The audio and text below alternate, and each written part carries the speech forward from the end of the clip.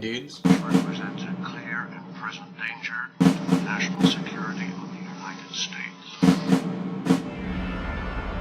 You have no idea what men of God can do. Welcome back to Clear and Present Dudes, the podcast that needs to know something, Rory Sanye. The way we used to be together. I don't mean lately, but before. It was real, wasn't it?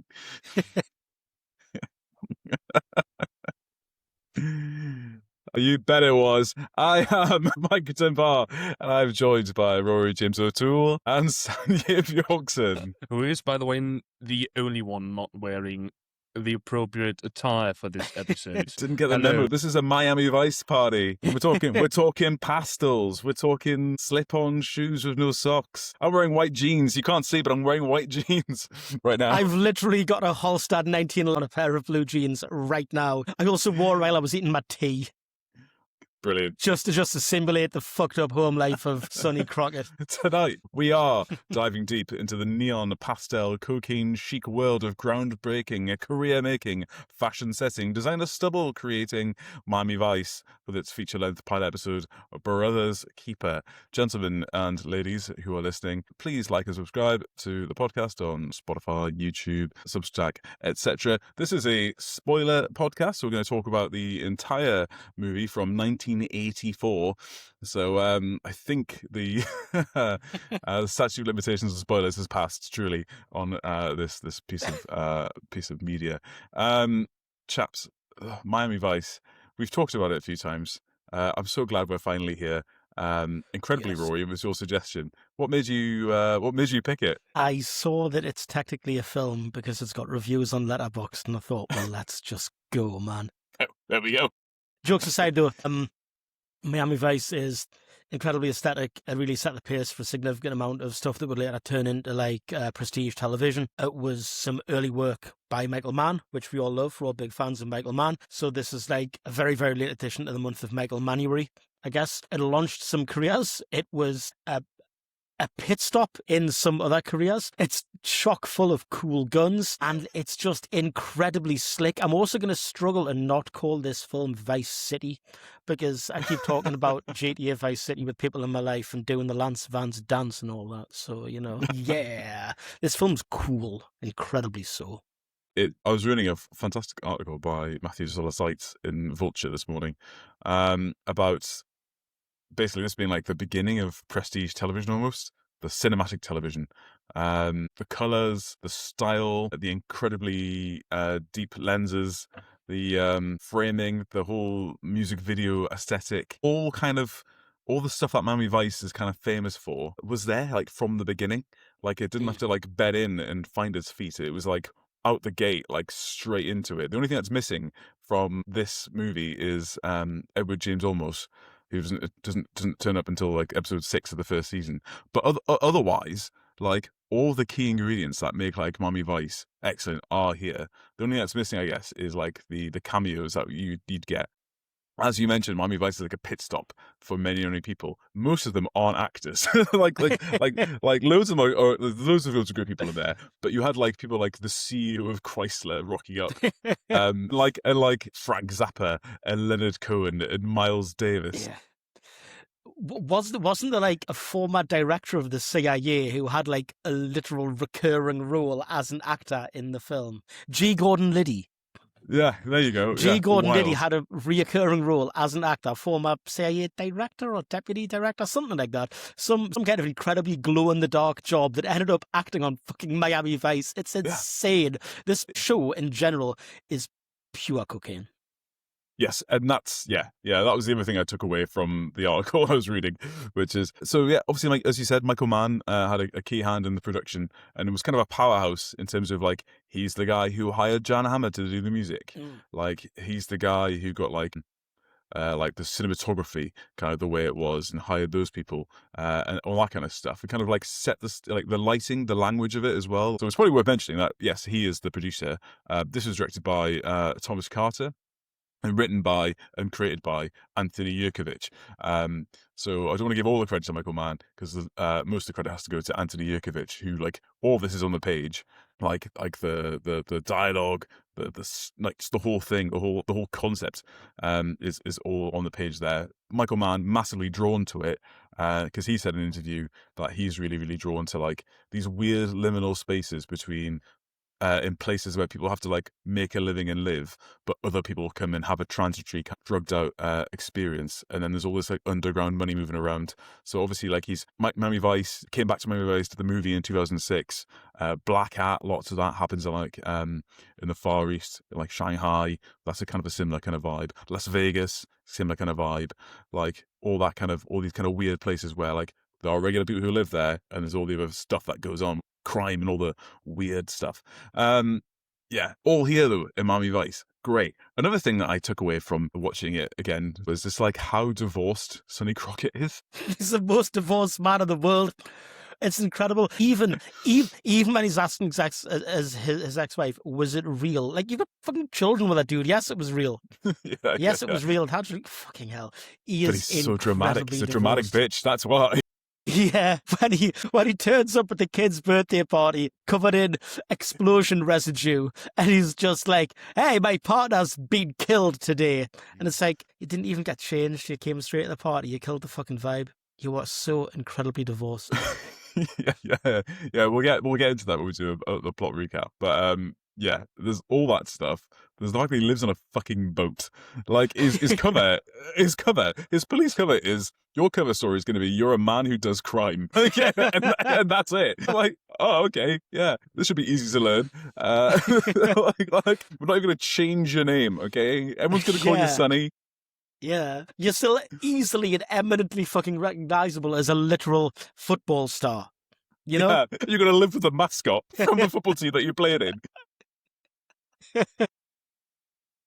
That's absolutely wild. There's so much mental stuff in this. I can't wait to get into it. And I also can't wait to get into Phillip Michael Thomas's Tubbs as well. The whole thing's great. We just get into it. I love it. Yeah, absolutely. Let's fucking go. Let's get in the Ferrari and just gun this bitch up and down the coast, man. Let's get that Testarossa. Suspect in a half-dozen drug murders down here. Every time I've gotten within 20 blocks of this Colombian, I've had the pavement pulled right out from under me. 4 weeks ago, one of our detectives set himself up in a meet with Calderon. A man was shot to death.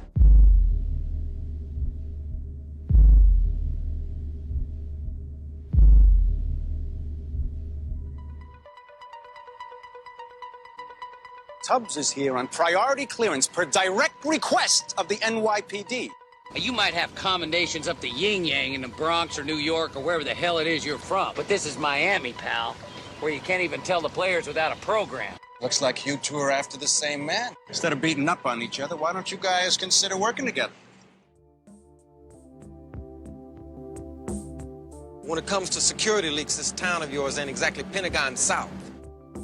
Wait a minute. Are you implying that I've got a bad cop in my department? Need some blow-ups here and here. My eyes only.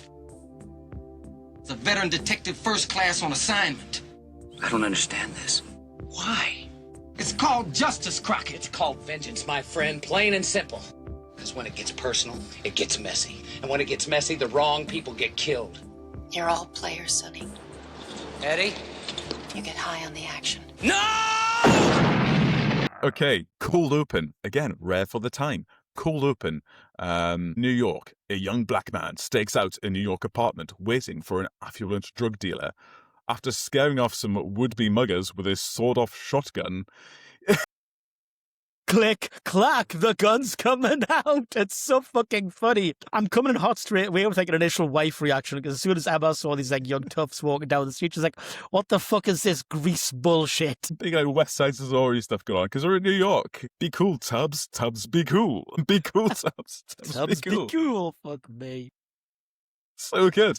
So, like, yeah, he's sat in his car drinking coffee in a styrofoam cup. And these guys come up, they're all dressed in like leather jackets and stuff like that. One guy pulls a friggin' knife. Yo, you got a couple of 20s I can hang on to? And then, like, one guy spits in his car and he's like, Yeah.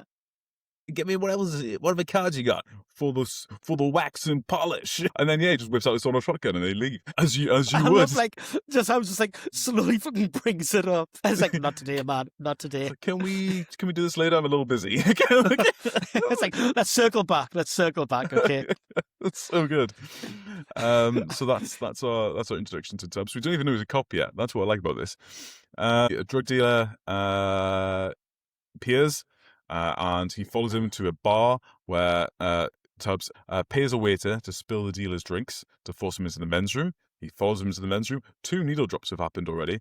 Then he goes to confront the dealer, only to be thwarted by 2 of the drug dealer's goons. So there's a fight. And then one of the men accidentally shoots his partner before he himself is shot by Tubbs. Yeah.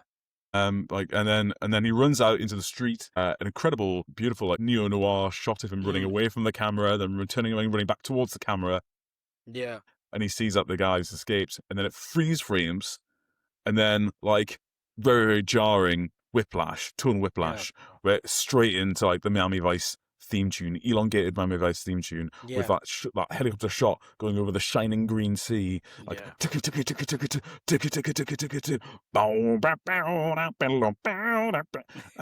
which is incredible. Just loads of footage of cool stuff that people think, yeah, that's fucking cool. Like, sea, flamingos, babes, cars, cool. This is fucking awesome, man. Jockey doing a horse race. This. Fucking dog racing. You love this. You love this. You love this, man. Catamaran sail. It's like a lot of this show. I'm going to keep saying film because this is film. It's keynote tonight. It's about 100 minutes long. So it's a film. So fuck you. Right. A lot of this film is like being talked to by someone on cocaine. And the intro is like someone on coke telling you about the plans for the night. And it's like, flamingos, dog racing, fucking babes, helicopter, It's trying to like cram it down your throat, isn't it? Like, Miami's cool and it's colourful and stuff happens. Boats! So I was reading like a interview with Thomas Carter, and some of the other producers and stuff.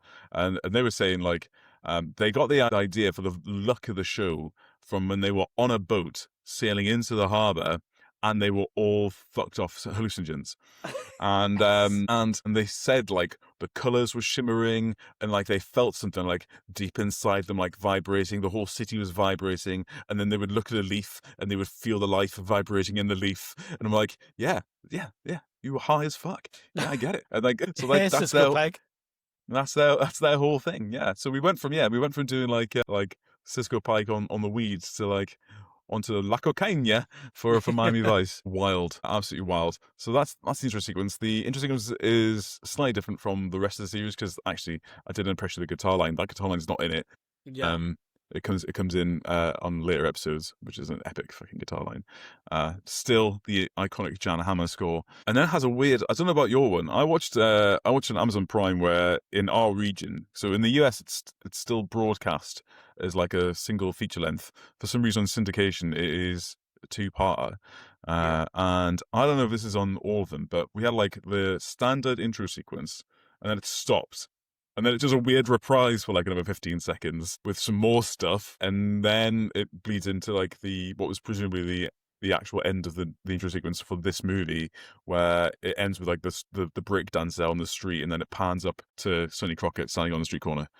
That's great. Yeah, I watch it on Amazon as well. So, and it's a 2-part on Amazon. It's not the full thing. Sanya, where did you find the German dub of it? Did you find the German dub of it? Did you actually watch it, or are you just saying you watched it? Was. So nothing of the actual origin. I watched the 2006 one because that was the only one that was actually available anywhere for me, and that was only available in the German dub on Amazon. I was like, Michael Mann checks out. Let's watch that. Fine. So you've been going on about the opening, and I was like, what's he on about? So that's not what I watched. You've watched the 2006 Michael Mann Miami Vice with Colin Farrell and Jamie Foxx. Yes. Because that is the only thing that was available.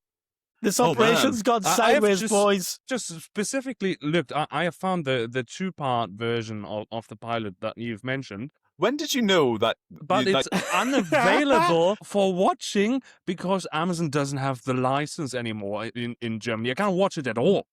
Fuck, man. A better podcast would put an advert in for a VPN here. So, like, when I was sending memes in the chat earlier on of, like, Don Johnson... like, who the fuck is this guy? Why is that guy from Knives Out in the chat? What is that? Nash Bridges doing here? Oh my god, boys! This is tremendous. This is amazing. I'm actually really happy about this. I'm not joking. This is mid. Previously, we've had Sanya not watching. Smoking Aces. Smoking Aces, and now I've got watching an entirely different film. I love it. You see, this is a clear present dude's difference. This is a difference between us and other podcasts. Prior preparation. I know. Unsad. Right. Mentally not present dude. Well, mate, you're going to really enjoy this then, because we're going to talk about something you haven't seen, so you get a picture in your mind's eye. And once again, you can tell us if you think we're bullshitting or not. Yeah. All right. Okay. So this is for anyone who can't see us. This is really not helped by Mike and Rory being dressed like they're about to go party, look at women in bikinis, and have a bunch of cocktails. The most summary thing I could find is a dark green polo. And I am sat here looking like I'm about to make a Scott review rather than a film podcast. Oh my god, such a cliched design. Yeah, it's so German. Laughing time is over. Wow. So in Miami, Vice Detective James Sonny Crockett is waiting for his partner, Eddie Rivera,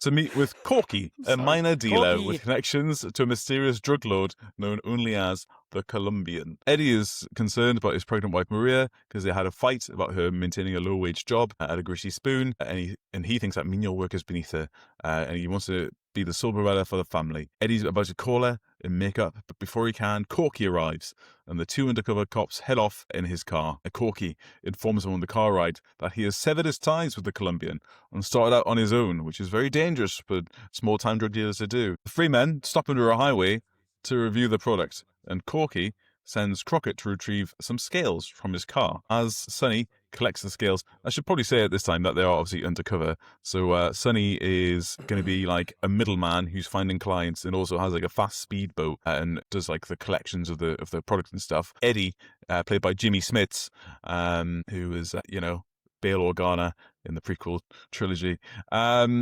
Yeah, he's Star Wars. He is going to be like the buyer, right? And he's supposedly come across from like LA or something.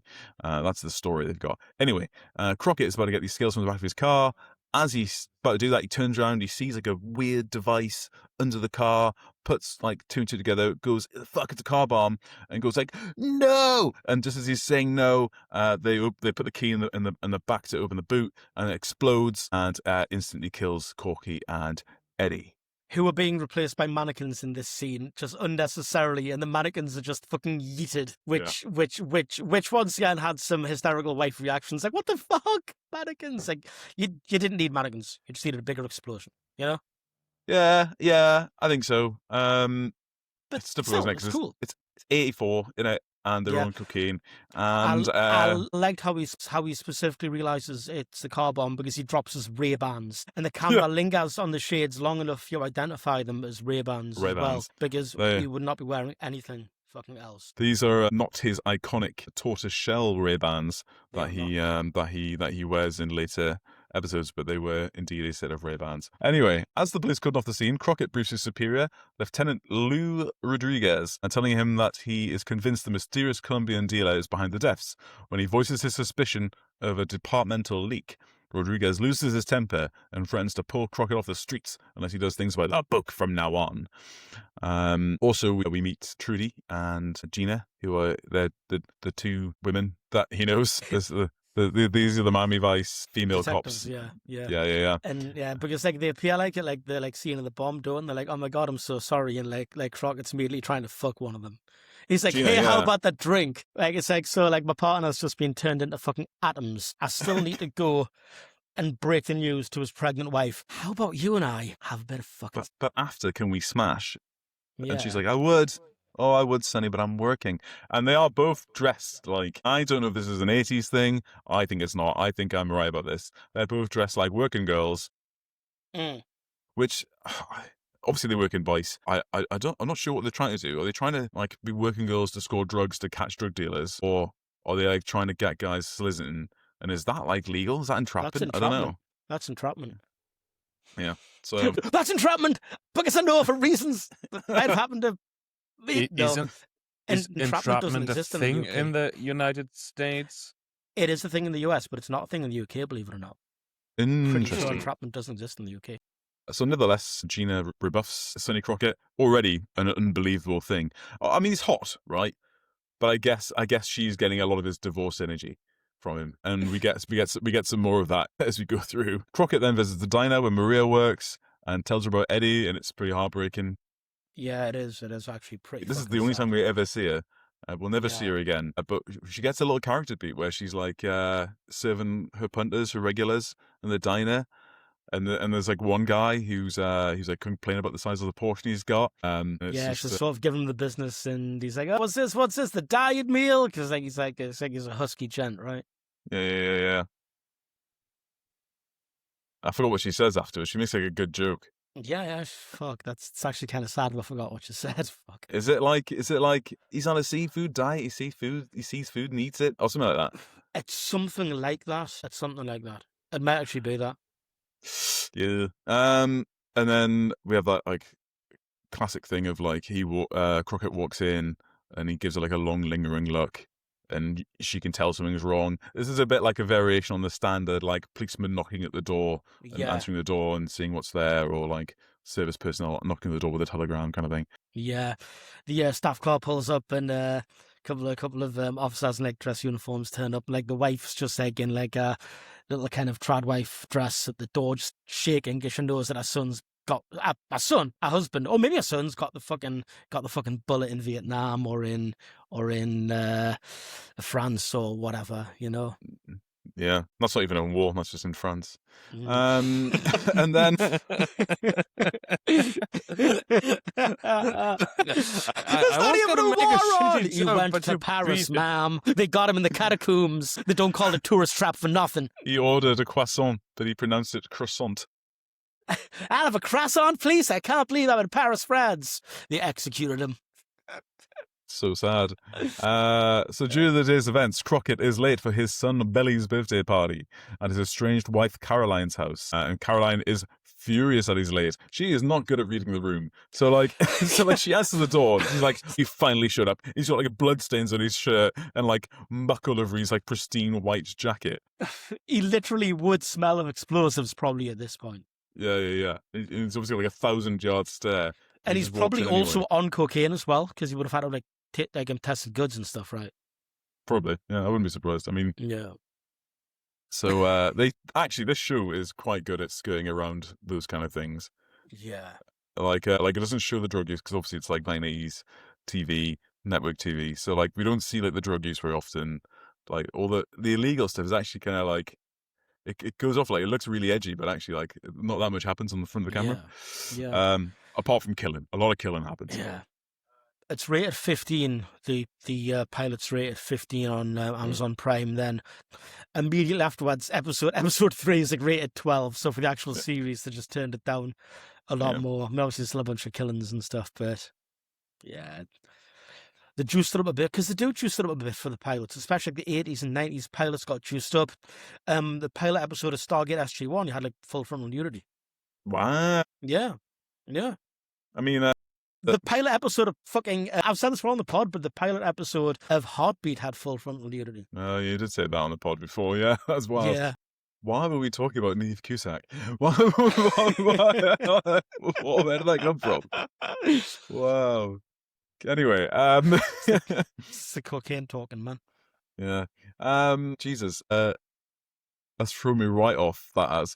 Oh, the pilot of Twin Peaks got released as a movie in Europe. Yeah, that's right. A TV film, and it had a whole separate ending, and that had a bit more kind of violence and stuff in it as well. Yeah. Very odd. So he's at this party for his son. He gives his son like I think it's like a police car, which is fun. And then he's there talking to his family friend Scotty Wheeler, who's now a DA agent. He used to be his partner, and he kind of announces, as you mentioned earlier, he just announces to the room in the party like, "Eddie got killed tonight." It's amazing. It's so good. Get killed by a car about. Did you notice in the background? I can't remember if a kid's holding her or if it's there visible, but there's some kind of boxed toy or boxed game called Kaboom. Oh, fucking hell.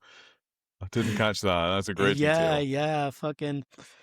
So, yeah, perfect. No notes, 0 notes. Sanya, what do you think of this bullshit so far? Do you think any of this is a lie? And if any of this is true? We haven't said anything wild yet, to be fair. It doesn't sound more absurd than the fashion. Right, okay. I'll tell you what, actually. Right. Murdered by words. Stepping out of Brothers Keeper for a second, the next episode, Heart of Darkness, so it's like the official episode 2 of the show. Is this directed by Rudyard Kipling? No. It's written by Joseph Conrad. It's about a guy on a boat going through a river, right? No, it's going through the fucking Everglades. Going through the Everglades. No, but the next episode, right, it has Ed O'Neill from Modern Family and Married with Children as an undercover cop who's got in too deep and has lost track of himself. And he's working in the fucking illegal porn industry in Florida. And the first scene of that episode is like, it's the beginning of a porn movie. It's like the young girl, like, exercising in her apartment and the plumber turns up and all that kind of stuff. And it gets all the way to the point where they're about to start fucking. It goes on for like 5 minutes. And then it pulls away and like Sonny Crockett stood in the back like talking to the pornographer undercover. Wild. Absolutely wild. And that's a 12. It's like, because they obviously, the kid doesn't know what's going on yet. Nothing actually bad has happened yet. It just happens to be like really obviously the start of a porno to everybody else. Really funny. Anyway, we see that Crockett and Caroline are still on kind of goodish terms and still talking because they're raising a son together. And she offers to let him stay the night, but on the couch. And he does so, I think. And then he goes, and then we cut to Tubbs. So our man from the Cold Open. So Tubbs is arriving in Miami. He lands on his flight. Looks cool. We get a bit of that. And then we get Crockett tracking down his connection, a guy called Leon Jefferson. So to this guy, Leon, Crockett is Sonny Burnett, his undercover alias, who dresses the same, looks the same, goes by the same first name. And he demands at gunpoint to see the Colombian to settle the score after the... stupid. It's like me going on a cover and my fucking cover's Barry O'Toole. You know what I mean? It's I'm fucking Barry O'Toole. Look really, really similar. Except I love cocaine and I'm a criminal with a fucking cigarette boat. Jesus, right, let's get into this for a second. I've been thinking this. All these cover stories from the beginning have just been this guy's John Mischief. So this is the thing. This is the thing, right? So Sonny Crockett hasn't really got a cover story. He's just got a different surname, and that's it. So his whole deal is he's got a fast boat, which presumably, if he's undercover, that means like the Miami MDSO police have presumably bought it for him, right? Yeah. To do crimes with. So they bought it'll have been seized off another drug runner who's probably aware of it. Yeah, so, which, I presume they've given it a paint job and changed the name or something, because that kind of stuff gets... It's now called it's called the Uncatchable 2 now. Yeah. So he's got his own drug running go fast boat. Mm-hmm. And he's got and he lives on a houseboat that's in like the harbor in Miami, one of the many marinas around Miami, I guess. And his whole cover story is just that he's a criminal. Like, that's it. Like, he's not got like a legitimate business. He's not got like any other stuff going on. He's just like a guy who lives on a boat, and it's like ocean man of questionable means. That's his whole thing. And like, I don't know if this is part of his cover story or not, but like when later on in the episode when Tubbs is going through his like cassette collection, it's all like Waylon Jennings, Jimmy Buffett, Waylon Jennings. He's just like, oh right, so he's just a guy. He's just a guy who lives in Margaritaville. That's his whole cover. It's just like salty smelling dude. Compare and contrast with Ethan Hunt's cover from Mission Impossible 3 as the transit expert who talks about traffic all the time. Yeah, that's it. So they're both ludicrous covers. I just don't know what Sonny Burnett's credentials are. Like where did he rock up from? He's such like a Miami coded person. Like, what's his story? Like, where else did he, like, when he arrived in Miami, he was like, I'm gonna be a criminal now. Like, how did he explain to people in Miami, like, I'm from Florida, but I'm also like brand new hot new criminal in town? Doesn't make any sense. Well, I mean, isn't it like kind of established that he played university football for them, played college football for them, Yeah. then ended up somewhere else, then came back, and people would know who this man is. This is like if Peter Beardsley gave up on football right away, and then but I was more like era specific, right? It's like Peter Beardsley played for Toon, did really well, moved away for a couple of years, and came back and joined Northumbria. Places like Dieter Beardsley or something like that. Oh, Dieter Beardsley. And he lives on a houseboat in Blythe Marina. What the fuck? Oh, that must be a miserable business, drug running in the North Sea. Can you fucking imagine? Can you imagine that? Fucking hell. I've told you where I was. Crockett is kicking off going, I want my money from the Colombian because you killed Corky and you killed the deal and I was going to get 200 grand. I want my money. Leon refuses, but he agrees to reset the original deal. Meanwhile, Tubbs has now arrived in Miami and he's in a club trying to set up a deal with Wheeler, Scotty Wheeler, the DEA agent, who, because he's pretending to be a New York dealer called Teddy Prentice. And this is one of my favorite scenes. It's so good. It's so good. Right, Mike, I want you to describe this and I'm going to watch Sanya's reaction to it. Right, okay. So Tubbs, or in his current guise, Teddy Prentice, who is a American-Jamaican drug dealer, I guess, is sat at the very end of a stage in a strip club, and a stripper is on the stage dancing for him. It's the middle of the day, so he is pretty much alone there. The song playing is Rockwell's Somebody's Watching Me. Like, you know, somebody feels like somebody's watching me. Copyright strike. Anyway, copyright strike. So Tubbs is sat there, but he's loving the music, and he is like lip syncing to the whole song. He's dancing. He is dancing more actively than the dancer in front of him is dancing. She's doing like a very chaste striptease where she's like still got her bra and pants on, and she's just kind of shaking her butt a little bit. But he is going nuts. He's like doing pirouettes. He's like hands in the air, like full body shaking, and he's doing an incredibly good job of looking like some stupid lowlife. And he's sweaty as fuck. Very sweaty. He looks like he's been basted. Very sweaty. And Phillip Michael glazed. Thomas. Yeah. Absolutely wild. So it's the whole first verse of the song, and then it gets into the second verse. Prentice, doing a thick Jamaican patois that I'm not going to imitate, basically explains that, like, I'm a big deal in New York. Like, if I start buying stuff from you, I've got unlimited resources in New York. And then Willie's like, well, I'm going to try and set something up and see if we can't, tend to your needs, Mr. Prentice, and leaves. With a phone, and he says, I've got a phone number. I'm going to be at this place until tomorrow night at the latest. Meanwhile, Crockett and Leon head to their deal on Crockett's speedboat, where they find they are meeting with Wheeler and Prentice. But before the deal can be completed, all of Crockett's backup arrive stupidly early and pull out their guns. Everyone gets scared. Everyone runs off. Leon is caught. Prentice, i.e. Tubbs, steals Crockett's boat. Because there's a whole thing where Wheeler's like, you didn't leave the keys in that thing. And he'd be like, what kind of idiot do you think I am? And then it's like, vroom, vroom. And then it pulls out. He's like, he's stealing your boat. Like, the hell he is. and then we get like a boat car chase, which is really random. So the boat's like steaming along the harbour, and then he's going to catch up with him in his car. And somehow he does it, which I think is incredible. And people are just fucking spinning out as he drives past them.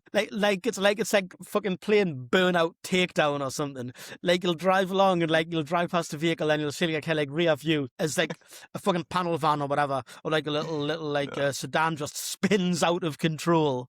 It's fantastic. I love it. It's amazing, like an absolute wipeout. Sorry, I've phased out for a second there because my wife's just walked down the street and has seen me through the window dressed like this, and she wasn't briefed that would be happening. Oh shit! Yeah, just like the look she gave me was just like, what? Yeah, oh my you God. see, Couch. You see, I actually showed Emma this. Get away from me, cocaine, Mike. Emma's been made aware because I showed her the fit like last night. Yeah. But when I got back from work, obviously she was like cooking and that, and goes up to her and I'm like, I have a fun fact regarding those kind of shirts. I don't really fuck with Hawaii shirts, but I've seen an amazing one yesterday. Coworker had one that was dinosaur print. That's very nice. That's fucking dope. I spent 50 quid, but never received a shirt when I was deployed, which was a Hawaiian shirt, similar, with lots of little Sandown class MCMVs on it. Oh, shit, I remember you shared that in the group chat. You never got it. Never got it. I'd be wearing it if I had it. You know? Shit. Crockett catches up to Tubbs because Tubbs is going under a low bridge, and Crockett jumps off the bridge into the back of his speedboat. Yeah. Absolutely incredible. And then reclaims his speedboat. I love that so much. And then Crockett, like, he's got his guns out, like, Miami Vice. And to his shock, Tubbs is like, NYPD. He actually says, New York. He pulls out his badge and he's like, New York. It's so good. I missed the best bit where he's revving up the boat and he goes, you beast, you. It's so good. Bad. Oh, I forgot how good that was. Is that still the real version, or have we drifted off into a cartoon parody? This is real. This is Welcome the real to the desert deal. of the real. So good. Yeah. So it turns out every person involved in that deal, apart from Leon, was law enforcement. Very, very funny. Great. So they've arrested Leon. Leon is in court, like, immediately. There's a little bit more, isn't there? The following morning, Tubb goes to Crockett's boat, the St. Vita's dance, which is where he lives, Yeah. bringing a copy of his surveillance photo of Calderon, and is introduced to Crockett's watch gator, Elvis, former mascot of the Florida Gators college football team. So that's... Which he keeps fucking chained up on a very, very short chain on his boat. It's extremely cruel, if you think about it. In fairness, I will say the chain looks a bit longer when he's actually up on the deck later on in the film. Phillip Michael Thomas brings an incredible energy to Tubbs. Tubbs is like he's like a fully formed character as soon as you meet him. And his character is just like, big dude. Crockett leaves to join Wheeler downtown in court for Leon's bond hearing. This is incredible. So there's a judge, Clarence P. Rupp, releases Leon. Excuse me? That's his name. Clarence P. Rupp. He is old and sweaty. P. Rupp. P. Rupp. Oh, he is old and sweaty. So the whole point of this, right, is to make a big deal about the fact they've got Leon who works for this guy and get it out there that he's been pinched. So the idea being that, like, he starts to worry about his own safety because once the word's out that he's been pinched, he'll get, like, murked by the Colombians gang. So what they do is they have, like, this big bond hearing, and then during it, we've lost Rory. Boo. Shall we talk about the whale while we're away? Yeah, okay. Yeah, let's have a bit of whale chat while Rory comes back. Rory's for the listeners, Rory's laptop crashes like about 5 times an episode. But we were talking about a whale earlier on. I think we should pick it up. Tell me about Germany's whale problem.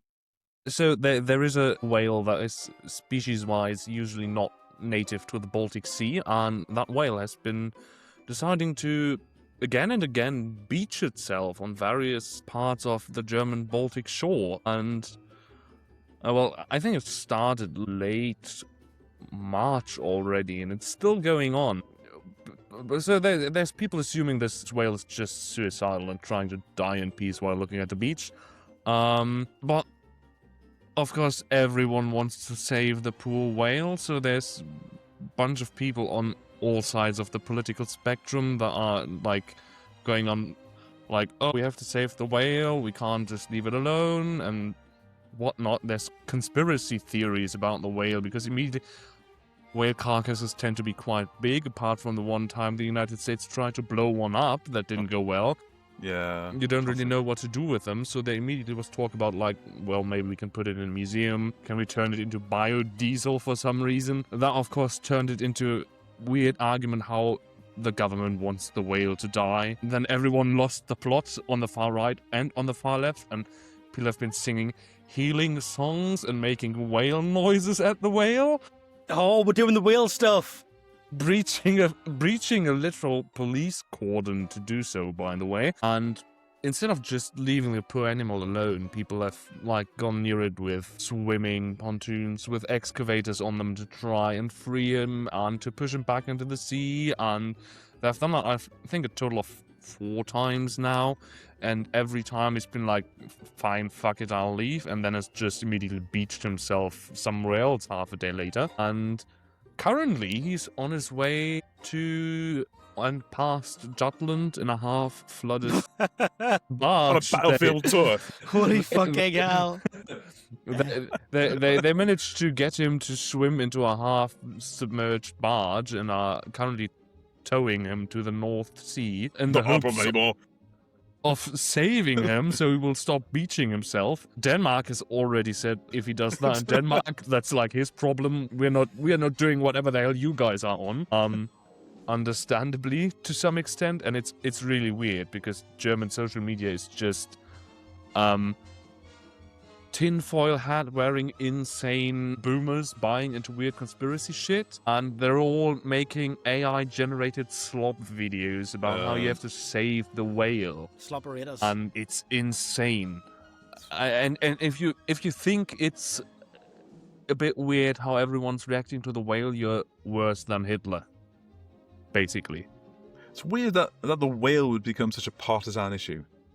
Yeah, I mean, I mentioned the voting thing. People have created a sort of fake online voting prediction website where you can vote what to do with the whale, and it was just basically making a joke about how you should blow him up, because everyone's been like, well, he's dying, but it seems wrong to just leave him there and watch him die while everyone freaks out around him.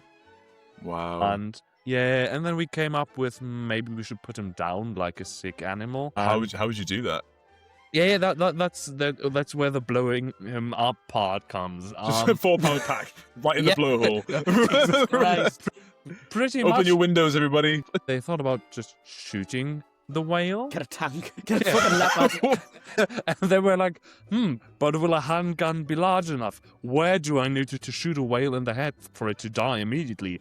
Or is it just going to be a guy emptying a 9mm into the whale's head, trying to kill it as quickly as... That's so... What?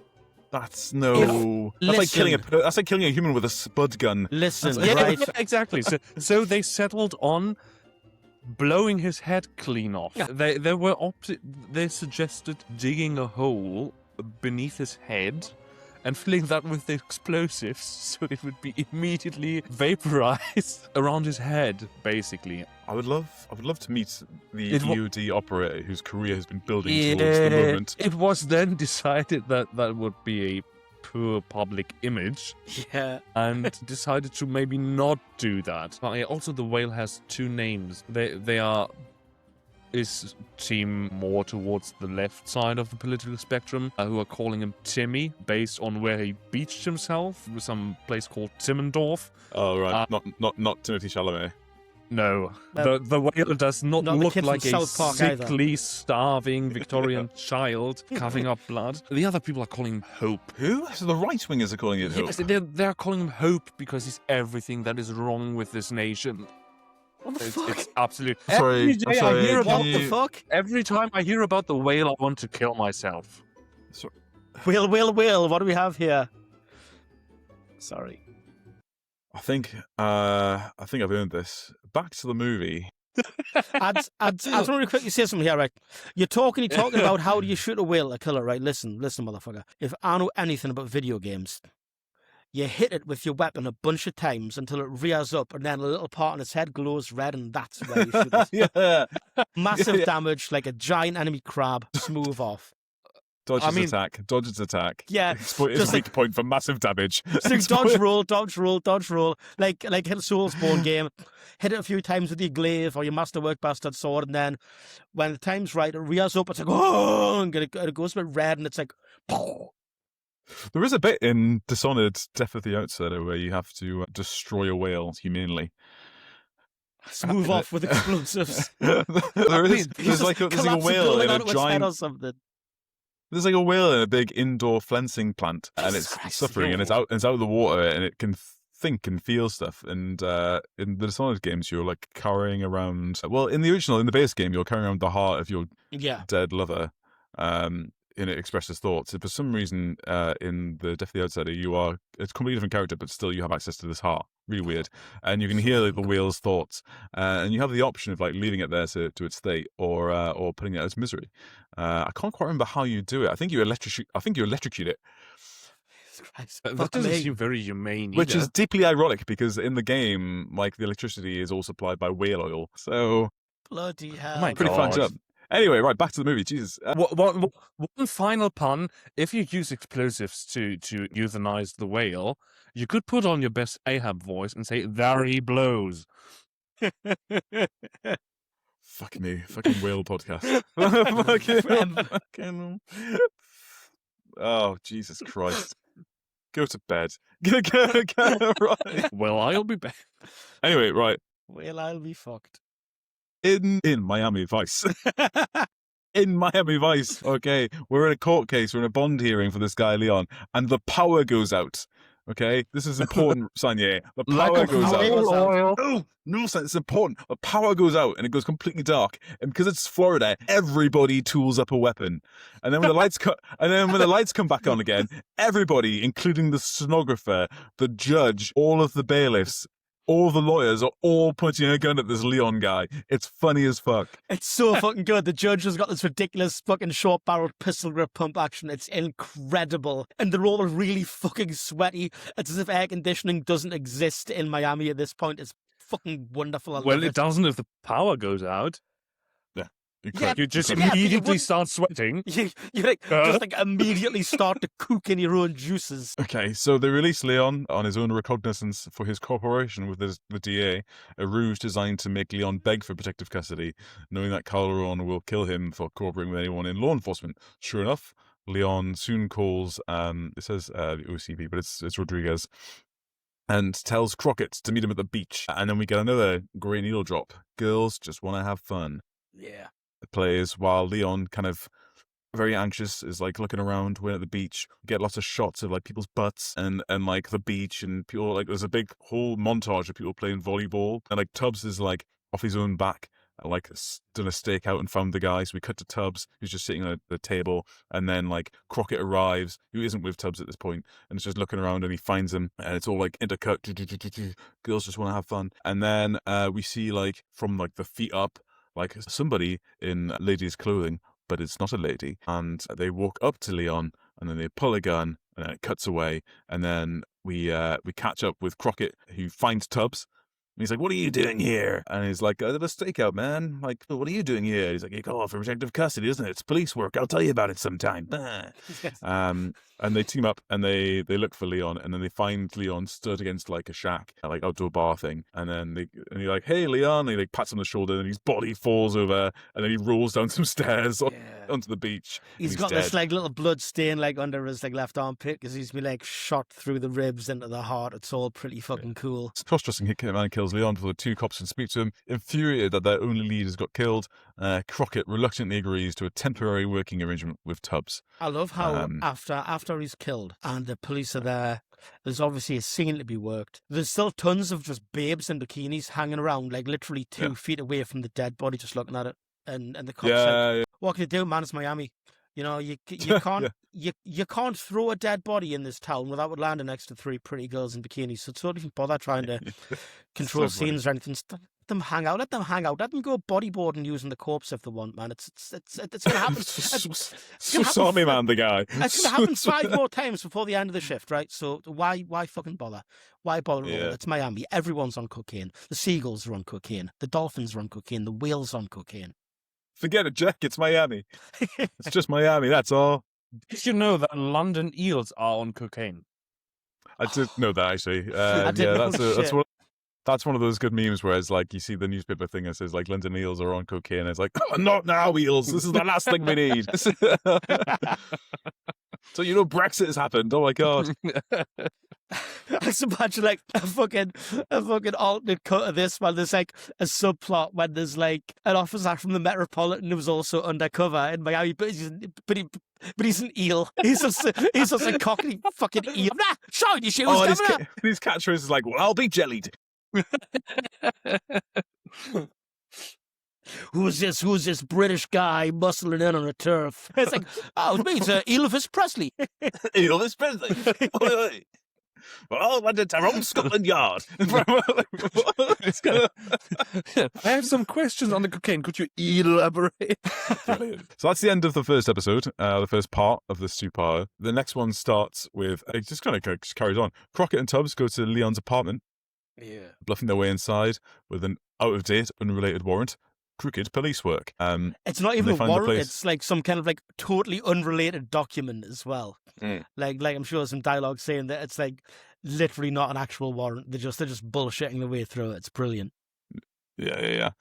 Which, this is funny because that flies in the face of like something that like Crockett says in like about 20 minutes time when he's like, I might seem like I'm a cool, happy looking guy, but when it comes to the police work, I'm the straight deal, man. It's like, apart from when you're like breaking the law to get access to property, jeopardizing entire cases through fucking inadmissible evidence. But okay. Yeah. So they find the place ransacked. However, Tubbs does find an address book full of phone numbers, which they take back to work and do back traces. Tubbs points out that Leon was incredibly careful heading to meet where he was killed, and because he said he changed taxis like 3 times, and he was the only person who could tail him. Meaning the leak in the department must have told the hitman where Leon was. To Crockett's chagrin, Tubbs mentions that he discovered Rodriguez has recently made a large deposit into his bank account. There's a whole bit here where like Tubbs is like, "Your department's got a leak the size of the East River." Just to remind us all, he came from New York. New York pension. Yeah. At one point, like you see him slowly putting on like a New York Yankees cap and looking at the camera, going, "Yeah, New York." That's actually a lie. Sandy doesn't do that. Something I love about like the search for the apartment is that obviously they see that the door's been forced, so they go, "Okay, let's go in, bust in," and then immediately Crockett goes into his fridge, steals a beer. Yeah. Starts drinking this dead man's can of Coors, fucking lights up a cigarette, and it's like, you really are bad at this police work thing.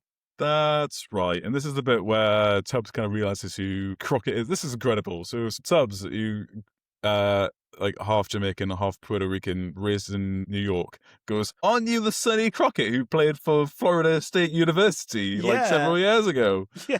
He's like, what do you think triggered that particular memory? Did he do you think got sponsored by Coors or something? Or it's like, "Hey, I'm Sonny Crockett. I'm sponsored by smoking darts in a dead man's house and drinking his beer."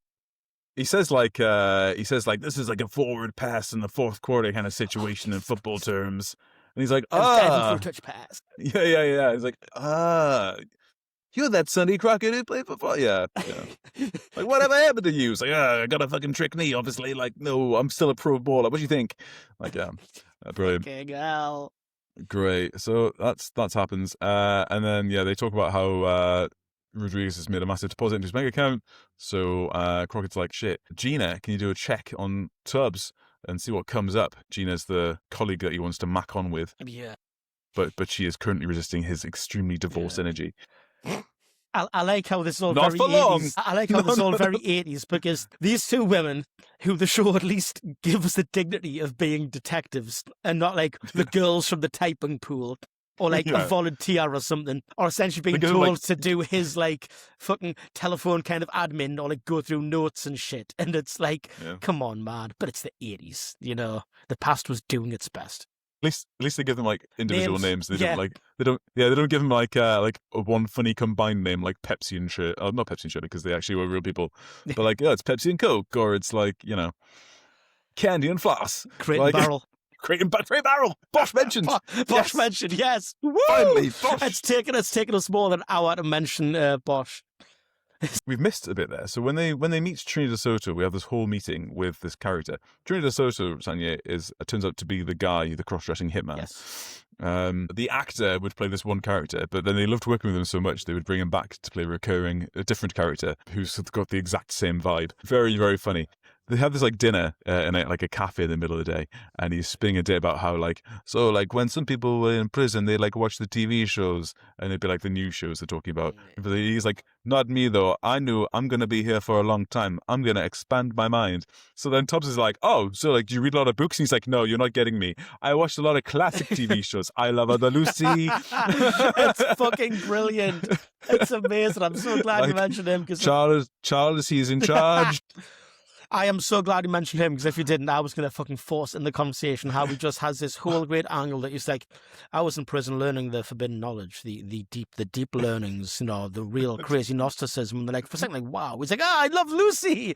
It's like, fucking. It is all in the family. And it's like, and then he goes, "And that's how I speak English so good." And that bit probably hasn't aged very well. But yeah.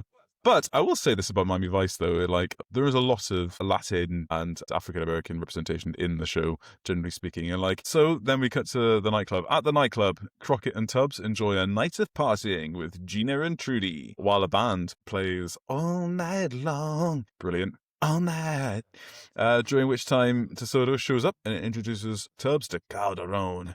I've got to say it like that. I can't not. Tubbs reluctantly shakes his hand. There's obviously a moment here, a lot of intense gazes into Phillip Michael Thomas's eyes. Yeah. Because Calderon is the guy responsible for the death of his own brother, right? So it's a revenge plot. Yeah, and we're getting these like flashbacks on with like his brother getting fucking gunned down in the street, and then we see Tubbs' little Niles Crane run as he takes off and that because he does.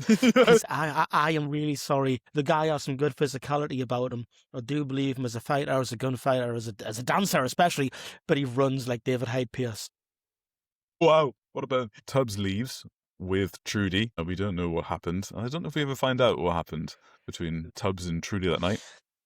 The camera's eye suggests to me that they did indeed make love that night. Yeah, I think the same thing. And like the next morning, he's like full of beans, isn't he? Like he catcalls that woman in a bizarre kind of way as he's walking to the boat, you know?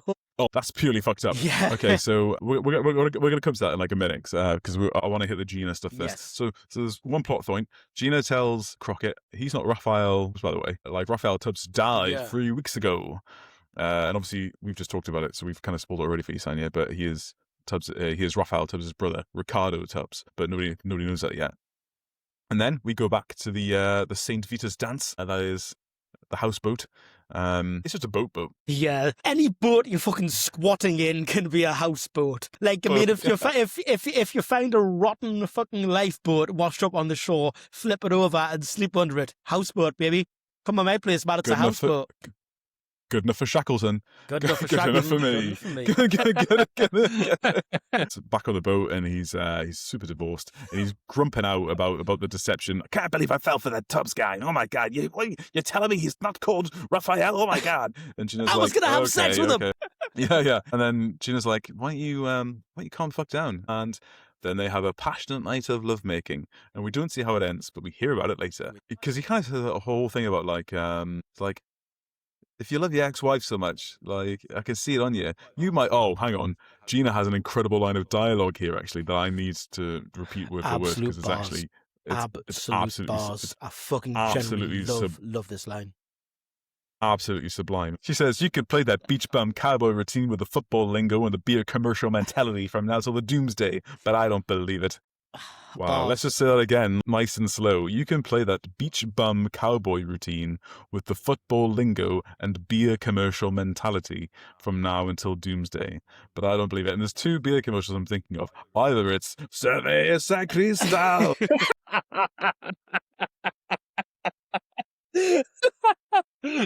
or it's the frog's bud. Why, sir?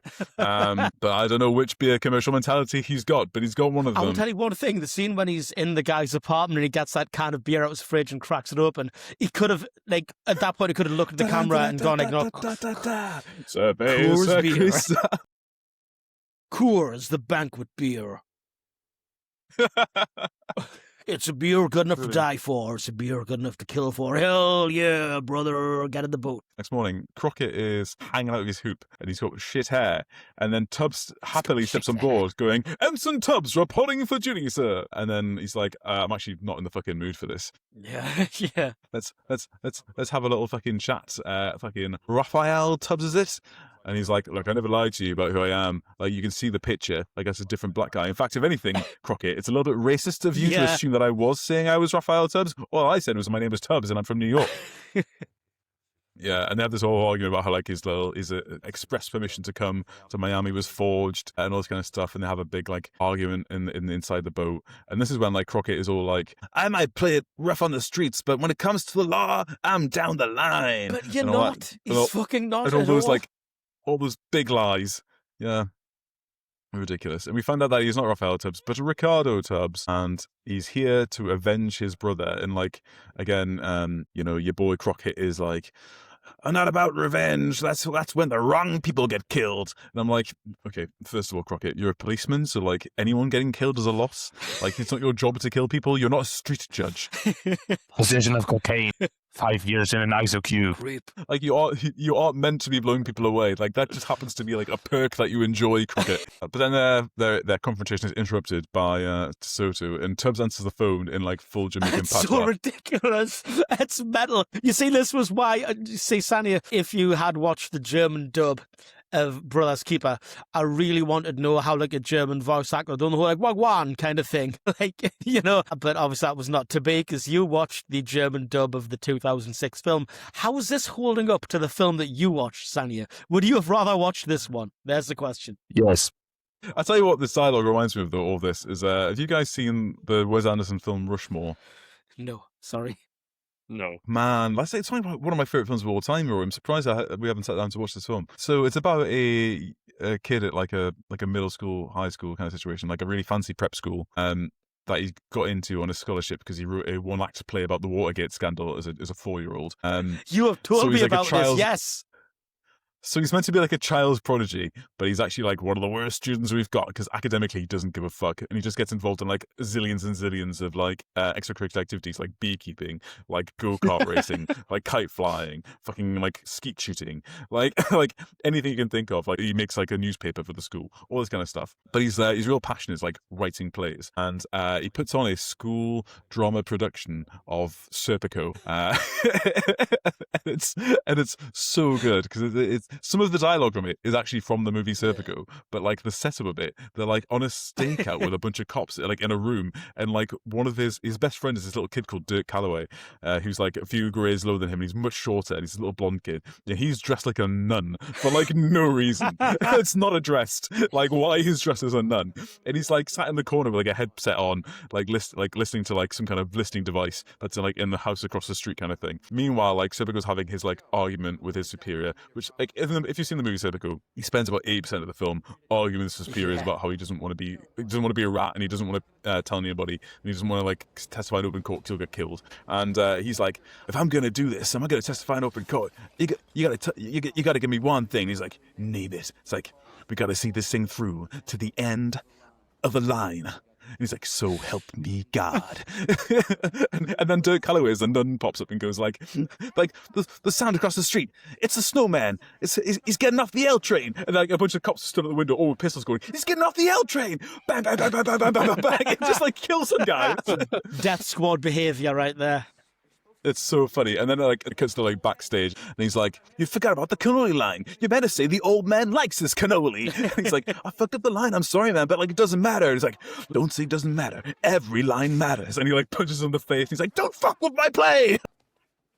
Fuck me, and it's like man. so funny because these are like 14-year-olds. Yes. It's so good. It's so good. That sounds it's like funny. a young Jason Schwartzman when he was like Safeguard 15.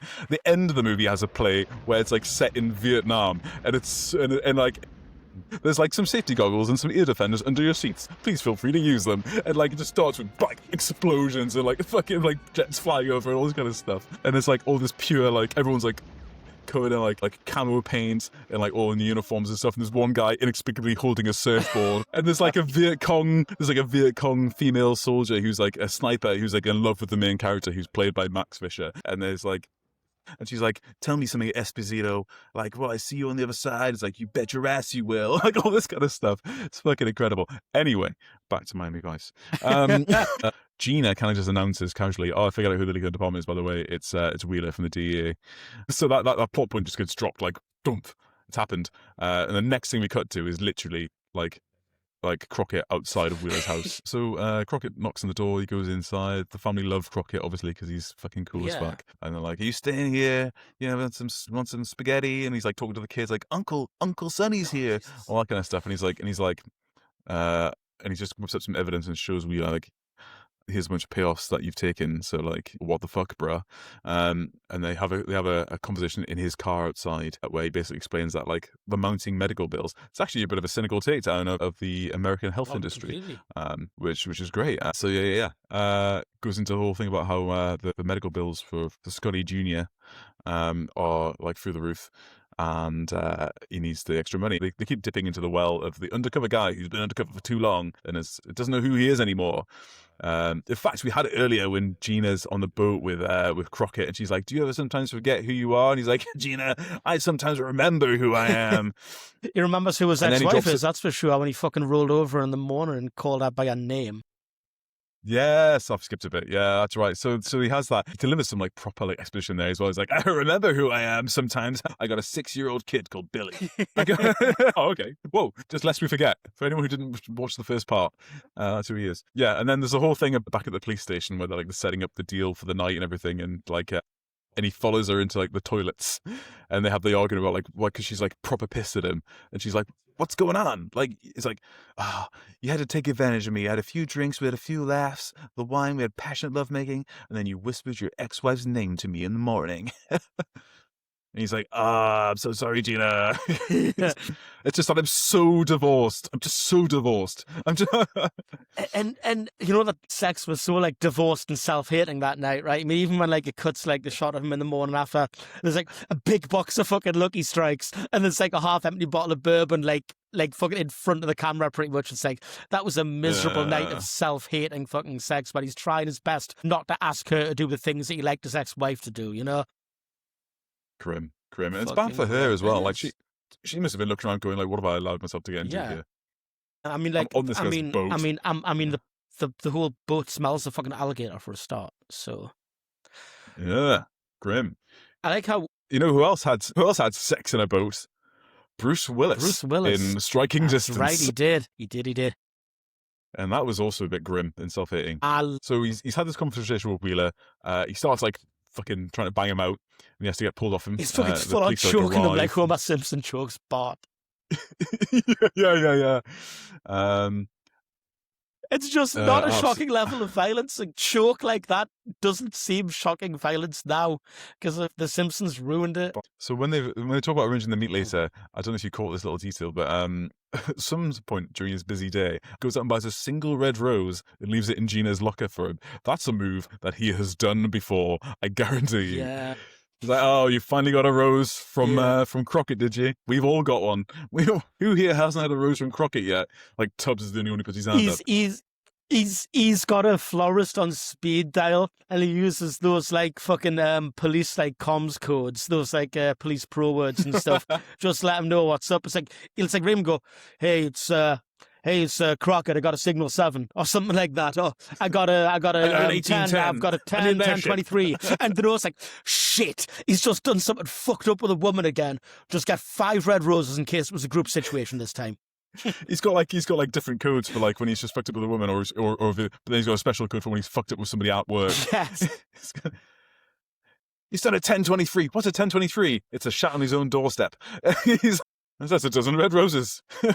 Right, so from him choking out Wheeler, it cuts abruptly and immediately to the coolest fucking sequence ever, which is the iconic "In the Air Tonight" scene. What a scene.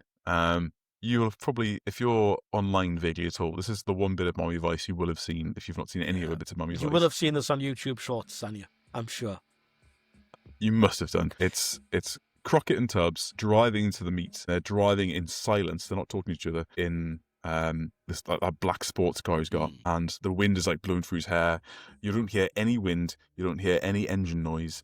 All you hear is like the vaguely otherworldly sound of Phil Collins "In the Air Tonight," with its like that little really slow tempo drum machine intro, like boom boom tss, boom. You know, awesome. So and then like most of the song plays intercut with like close-up shots of like the chrome of the wheel, view from the hood of the car, like the view from the rear view mirror of the back of the car. Loves those dash cam kind of angles. Yeah, like the road peeling away under the car as it's barreling along in the night with like the streetlights going over. Very evocative, very atmospheric. Collateral. And like you get big collateral energy actually. Yeah, definitely. And also shots that David Lynch would love to do, like Lost Highway and like bits of Twin Peaks: The Return and bits of Mulholland Drive, all look a bit like this. Flash like headlights on a dark road is like one of those recurring visual images he's always had. Anyway, so we get all that, and we get like Crockett's only line of dialogue initially is like "Along till the meet," and it's like 25 minutes, and then they pull over into like outside of like a waterfront French bistro with a phone box, and there's like a yacht in the picture. It's actually the picture I've got behind me. And Sonny Crockett gets out of the car, goes into this little phone box, and rings his ex-wife, Caroline. And she's like, "Hey, Caroline, it's Sonny." She's like, "Sonny, is everything okay?" He's like, "Yeah," he lied. And he's like, "But I gotta know something, Caroline. The way we were, not lately, but before, it was real, wasn't it?" And she's like, "You bet it was. You bet it was, Sonny." And like hangs to the phone. And then he walks back to the car, like turns over the car drives out of frame. And just as the car drives out of frame, it goes, awesome. And that goes on for another like minute or so, and it's fucking incredible. And it's so otherworldly because there's so little dialogue and the images are so fluid, and you have that weird little bit in the middle. And like you honestly, you don't know if you've been watching it for like a minute, 2 minutes, 3.5 minutes. It just goes on, and it's awesome. So good. And then they get to the meet, man. And then they eventually arrive at the meet, which is like down by the docks. And there's a short exchange of gunfire, which I'm sure you'll talk about in due course. And at the docks, vice cops get in, get the drop on Calderon's men. They shoot down the thugs. Tubbs gets hit in the arm, apparently. And then after nearly escaping during the shootout, Calderon finds himself staring down the barrels of Tubbs' sawed-off shotgun. And Tubbs is incredibly tempted. And Calderon's like egging him on. He's like, "What you gonna do, cop? You gonna shoot me? You can't shoot me. It's against the law." And like Tubbs just doesn't even say anything. And he's like on the edge. And he's like thinking about his brother. And it's like flashing back. And then like Crockett's behind him. And he's like, not like this, Tubbs. And then they arrest Calderon. And he's taken into custody. And you think, brilliant, cool, that's that done. And then what they're trying to do is they're trying to stop it like a judge getting up to like the jail, like a corrupt judge, and then letting him out on bail. So they try to move him to like some like random little jail in the suburbs and keep moving around all night so that no one can get like a beat on where he is. But just their luck, as soon as they get there, he's already been taken out of the jail. So they try and pursue in their car, and they get there just in time to see Calderon flee the country in a seaplane. And like he's like, "Oh, I'm sorry, we'll get him next time. He'll be back. New name, new people. They always come back. It's the Sunshine State." And then they drive away dejected. And then Crockett says to Tubbs, "You ever considered a career in Southern law enforcement?" and then Tubbs goes, "Maybe." And that's it. That's the end. That's the end of the first episode of Miami Vice. Yeah. Fucking wild. A little bit let down by that end exchange. Maybe. Obviously, like immediately after this, a TV spot would have played saying like, "Next week, Miami Vice, Ed O'Neill hangs himself." Like,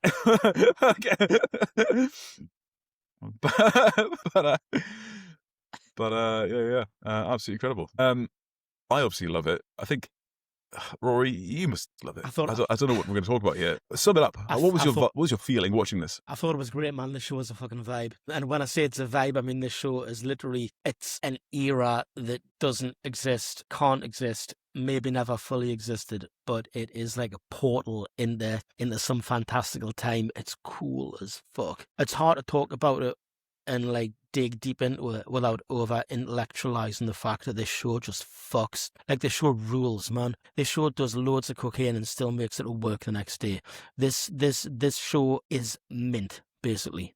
It's very, very good. It's cool. It's absolutely phenomenal. I think it watching it now, still, like, there's elements of it that look obviously dated because of the style of the clothes and the music a little bit, but actually watching it, the cinematic look of it still looks like clean and fresh, and there's stylistic touches that I think are still really great. I think the editing's still really great.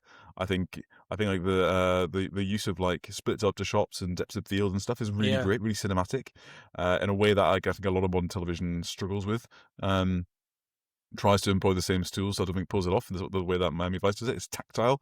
Obviously, you can see the money is all on the screen, I think, and they managed to find like color at a time. You gotta remember, like in the 80s, like Miami Vice is like lauded as this example of what the 80s was like, but it's not. No, it's really not. In many respects, you obviously remember the 80s and the early 90s. Yeah.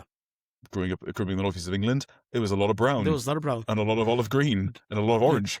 Even if they compare and contrast like American TV shows of the day, things like Hill Street Blues, NYPD Blue, that kind of thing. You know, cop shows at the time didn't look like that. They didn't like paint with the same kind of palette.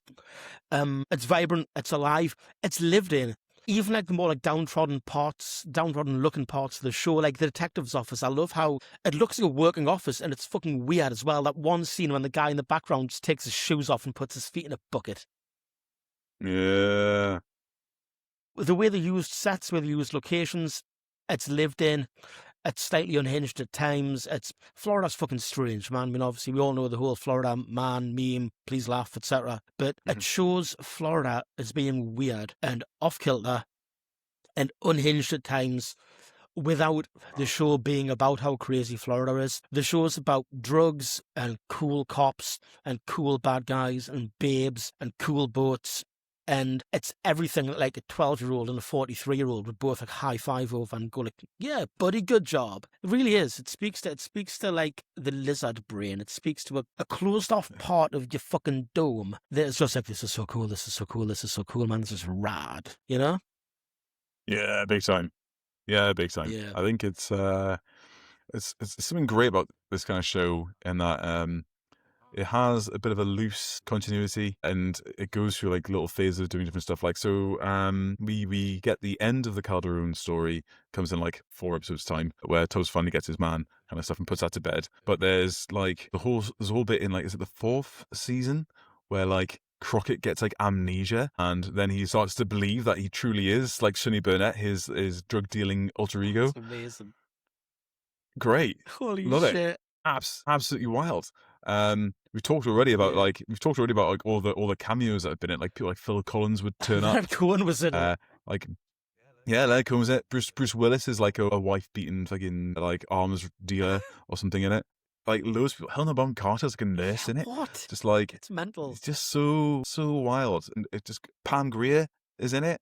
Absolutely wild. Pam Grier, I think, plays like one of. Oh, it's the one where they go back to New York, and Tubbs hooks up with his old flame, and his old flame is Pam fucking Grier. I need to watch this episode Yeah. because I fucking love Pam Grier. I think she's badass. I think she's incredible. Yeah, big time. So like, it's brilliant. I think it's in a way, it's very much of its time, but in a different kind of way. It's almost timeless because it's aged. I think really well.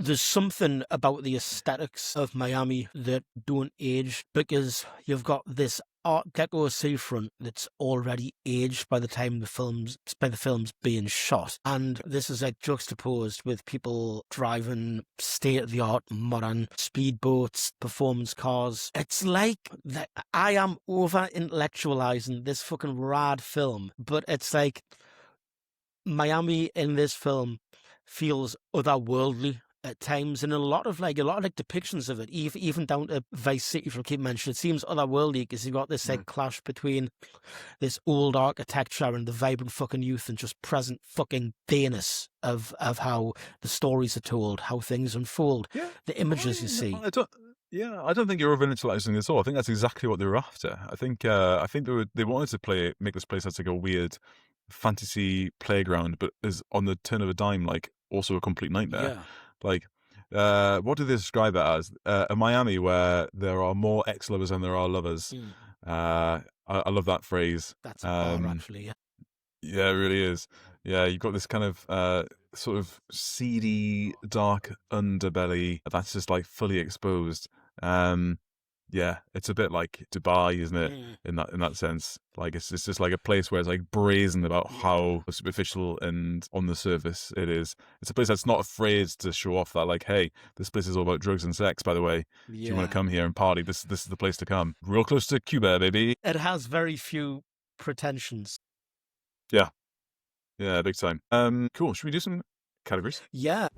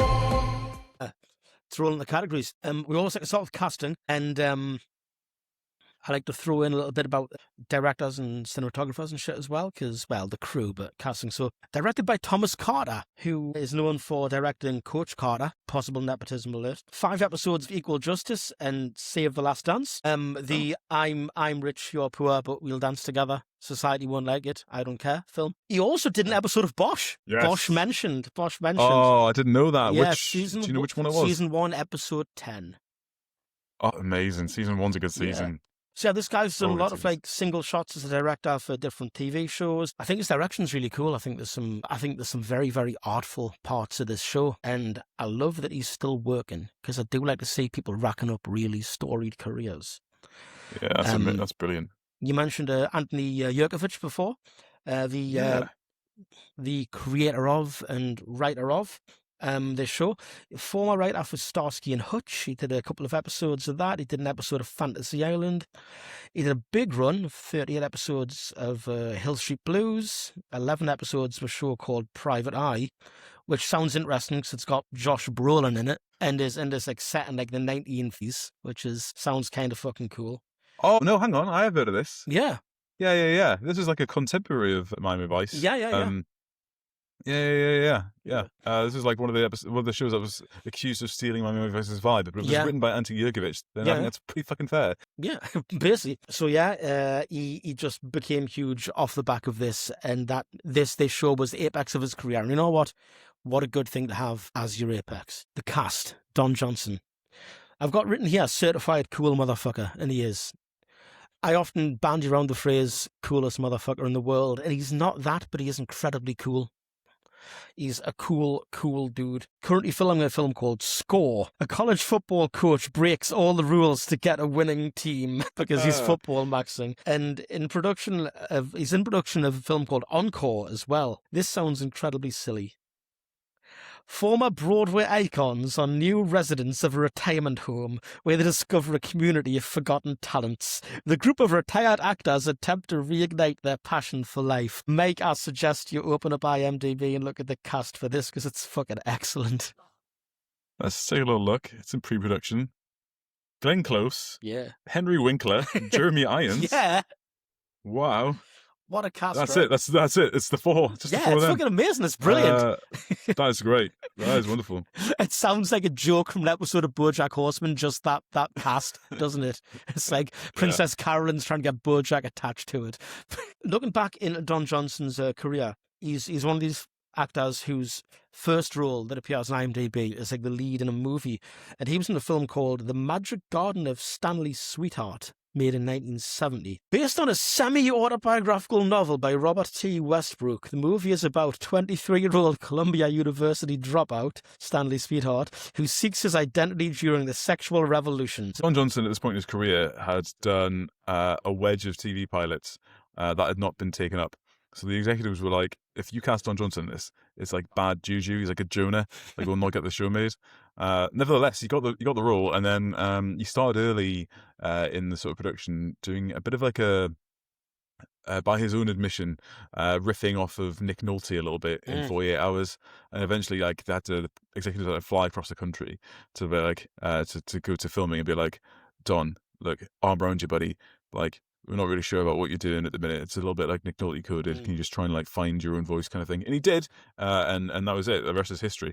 That's kind of the deal on that. Yeah. Another thing I've mentioned on a previous pod was he had a very fucking weird relationship with Melanie Griffith.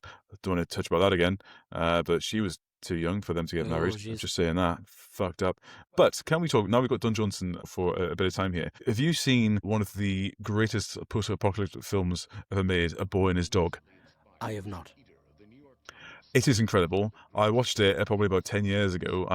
Probably longer than that, actually. Yeah, definitely longer than that, like 15 probably. It's basically about a kid, because he's only young in it. He's only like 17. A kid like wandering around like a post-apocalyptic wasteland in the US with a dog, and the dog and he talk telepathically. Right. So he can have a conversation with the dog in his mind, and him and his dog are like best pals, and stuff happens. It's a little bit like the Cursed Earth in like in 2000 AD. Cool. That's the kind of vibe of the overworld, right? And then it ends by like the sort of latter half of the film is him going into like what's essentially a fucking Fallout vault. As in, like, from the property Fallout. It's like that kind of vibe before Fallout existed. So, Black Isle obviously, like, nicked this idea, not being funny. And when they get in, and I say that because when they get in there, it is like a Fallout vault in the sense it's like there's like a fake farm land with like fake sky painted on the walls and like hay bales and stuff. And then when they go in there, the culture is like super 1950s vibe, and it's all like it's all like guys in Letterman jackets. It's a bunch of girls dressed as like fucking cheerleaders and stuff. And the most fucked up bit is they like, because they want to restart the human race, and he's the only guy they've met. They like hook him up to this machine that like milks him, and they're gonna like milk him to death. And then the dog like rescues him. And like I haven't seen it in so long, and I need to watch it again. But like that's basically about his dog, and I would be happy to cover this film for the podcast. It's fucking nuts. There's 100% got to be one of the inspirations for Fallout. I don't care what they say; it 100% definitely is. I mean, like weird vault full of weird people doing weird science stuff. Saving you from a fucking execution by jerk off machine is 100% good boy behaviour. That dog deserves all the credit, man. It really is.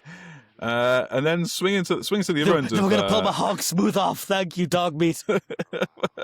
That's exactly what happens. It's so bad. It's brilliant.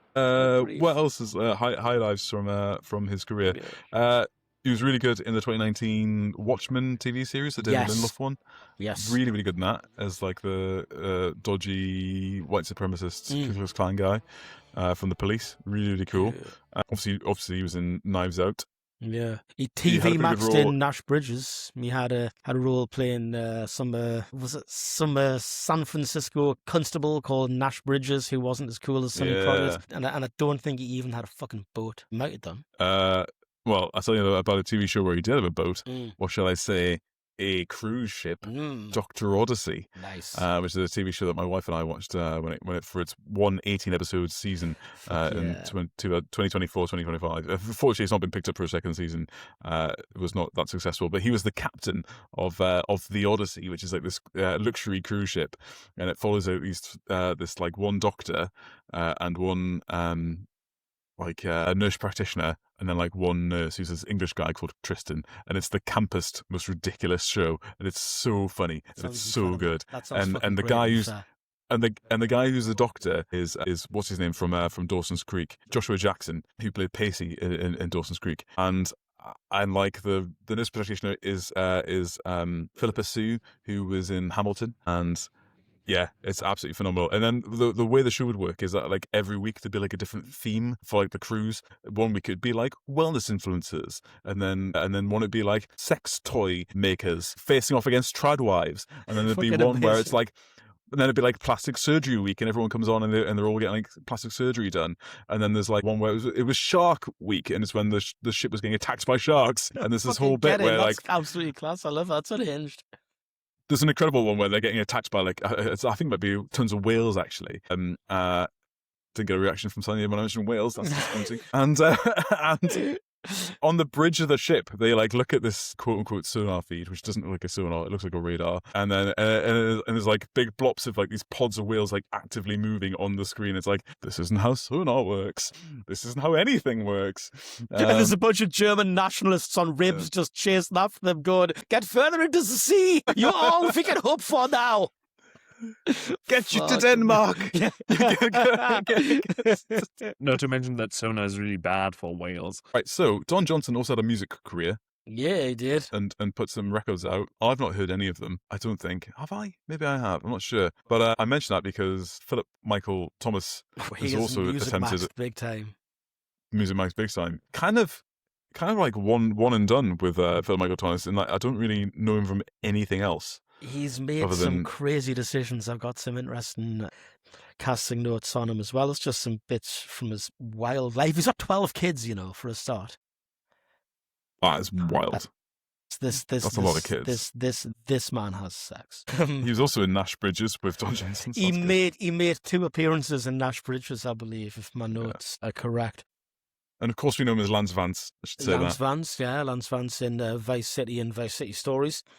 In fact, I think Vice City Stories was like the last work he did was Vice City Stories in 2006. A man who coined the acronym EGOT, meaning Emmy, Grammy, Oscar, and Tony, in reference to his plans for winning all 4 awards. He is not, as of February 2026, nominated for any of these awards, but has received a People's Choice Award and a Golden Globe Award nomination. Thanks, Wikipedia. That's an incredible fact that he coined the term EGOT. He coined the term EGOT. He had a legal run-in with the Psychic Readers Network in 1994. Thomas signed an agreement with Psychic Readers Network, later known as Traffics Incorporated, based in Melbourne, Florida, becoming the spokesman for the Phillip Michael Thomas International Psychic Network. He appeared in television ads and claimed to have met the planet's premier psychics through his, quote, world travels, end quote. He dressed similarly to his Miami Vice alter ego, even opening the ads with the phrase, "From Miami Vice to World Advice!" exclamation mark. He appeared in infomercials with Eileen Brennan and Todd McKee, along with his one. In 2002, a New York arbitrator awarded Thomas $1.48 million for the improper use of his name and likeness and an additional $780,000 in interest. This guy, what life he's lived. In an interview with Playboy magazine, he said, "I've become greened like money. I respect the position. I'm enthusiastic as opposed to excited. Enthusiasm comes from the Greek entheos, which means God-inspired. I recommend fame, but with fortune. Otherwise, it's a bitch." Wow. It's a good... His acting role has been very interesting. Apart from this, he, like I said, he was in a show called Detective Extra Large, 1991. Have you heard of a show called Detective Extra Large? Because it sounds shockingly made up. It sounds like something Tumblr users would make up. Detective Extra Large. There was no space in Extra Large, by the way. That's his name. That's not like a size. Detective Extra Large sounds like the Tumblr nickname for a poor guy from some show who just happens to be fat. It really does, doesn't it? Look at him. It's it's like Hulock, but for Americans. It's like look at him, it's Detective Extra Large. Could be like applied to significant amounts of detectives from American TV shows. Sipowicz, Crate and Barrel, fucking so many of them. And it just turns into this weird online reference, just people going, "This is so Detective Extra Large coded," and no one knows what the fuck Detective Extra Large even is. Well, you know what? We can probably make that happen. We can start using that and just really, really fucking change the game. It appears to be called Extra Large now, when it's possibly because it's being syndicated, but Extra Large, original title, Detective Extra Large, aka Zwei Supertypen in Miami, Germany mentioned. Jack Costello of Bud Spencer is a retired cop and now private detective who lives in Miami, who handles a myriad of cases for unusual clients. At his side are old police buddy Sam Bosley, Lou Bedford, and cartoonist turned amateur sleuth Jean-Philippe Dumas, Phillip Michael Thomas. Cartoonist turned amateur sleuth. I fucking love it. That's the plot of the Zodiac. Yeah, it's a fucking amazing. He's using Costello as an influence and is nicknamed the burly detective Extra Large. In the second series, Costello faces other dangerous cases, again with Bosley and Archibald, Michael Winslow, the son of an old friend who Costello usually nicknames Dumas. This sounds like Tumblr made it up. This sounds like Goncharov, the TV show. This sounds like bullshit. We've got to find this fucking thing. You know, because I think we're I was being just telling lied to. Sanya that he did a TV film with the same guy called We Are Angels, which is about him and the big guy being big maximum security inmates in a prison in Costa Rica who escape by dressing as friars and hide out in a monastery. Incredible. That's fucking amazing, man. And then they made so that was from 1997, and also released in 1997 was the animated 2D platformer video game tie-in to We Are Angels. Yes. Jail and defeats Santillana, the strongman of San Rolando Villa. You get FMV briefings from Orso. The game has 6 levels. It's fucking amazing. So good. What the fuck? An early TV role he did. In 1974, he was in an episode of Policewoman, the Angie Dickinson cop show, playing a character called Sonny. So there are connections. Everything is circular. I've noticed another thing. I noticed ding, ding, ding, ding. Trapper John MD Trapper mentioned John he was also MD, in he that. trapped me, fucking hell. Harold Bergman, I'm putting respect on Judge Rupp's name because this guy is cool as fuck. IMDb says he's known for playing the Reverend in Cocoon, Dr. Irwin in Cocoon The Return in 1988. His final role was Elderly Reverend in Dawson's Creek in 2000. This guy, this G, this big swinging dick, this humongous motherfucker, this king of bit part players, lived to the ripe old age of 99 years old. He didn't even start acting until he was in his 60s. And fucking hell, man, what an absolute guy. He seemed to love playing judges and shit. As first role was The Ordeal of Dr. Mudd, and yes, it's about the misfortunes of Samuel Mudd after he harboured John Wilkes Booth.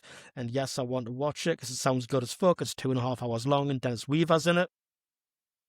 Oh, there's a really good show about Sick. that on Netflix. Sick.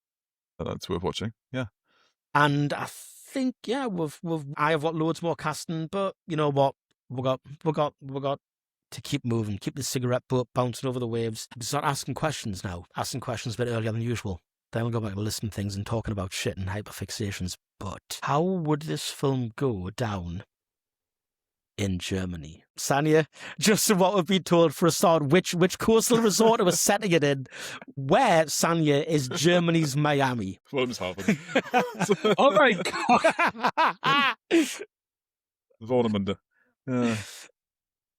We don't do Rostock. that here. The Miami of Germany. Rostock. Drugs, you can have a bun with fried fish on it and shut the fuck up. So from what I'm getting from what you're putting down, Sanya, is that there's no true analogue to Miami in the whole of Germany. There isn't. 9. So there isn't one seaside city that's got the same kind of swag. I mean, fair enough. Florida's a unique place, right?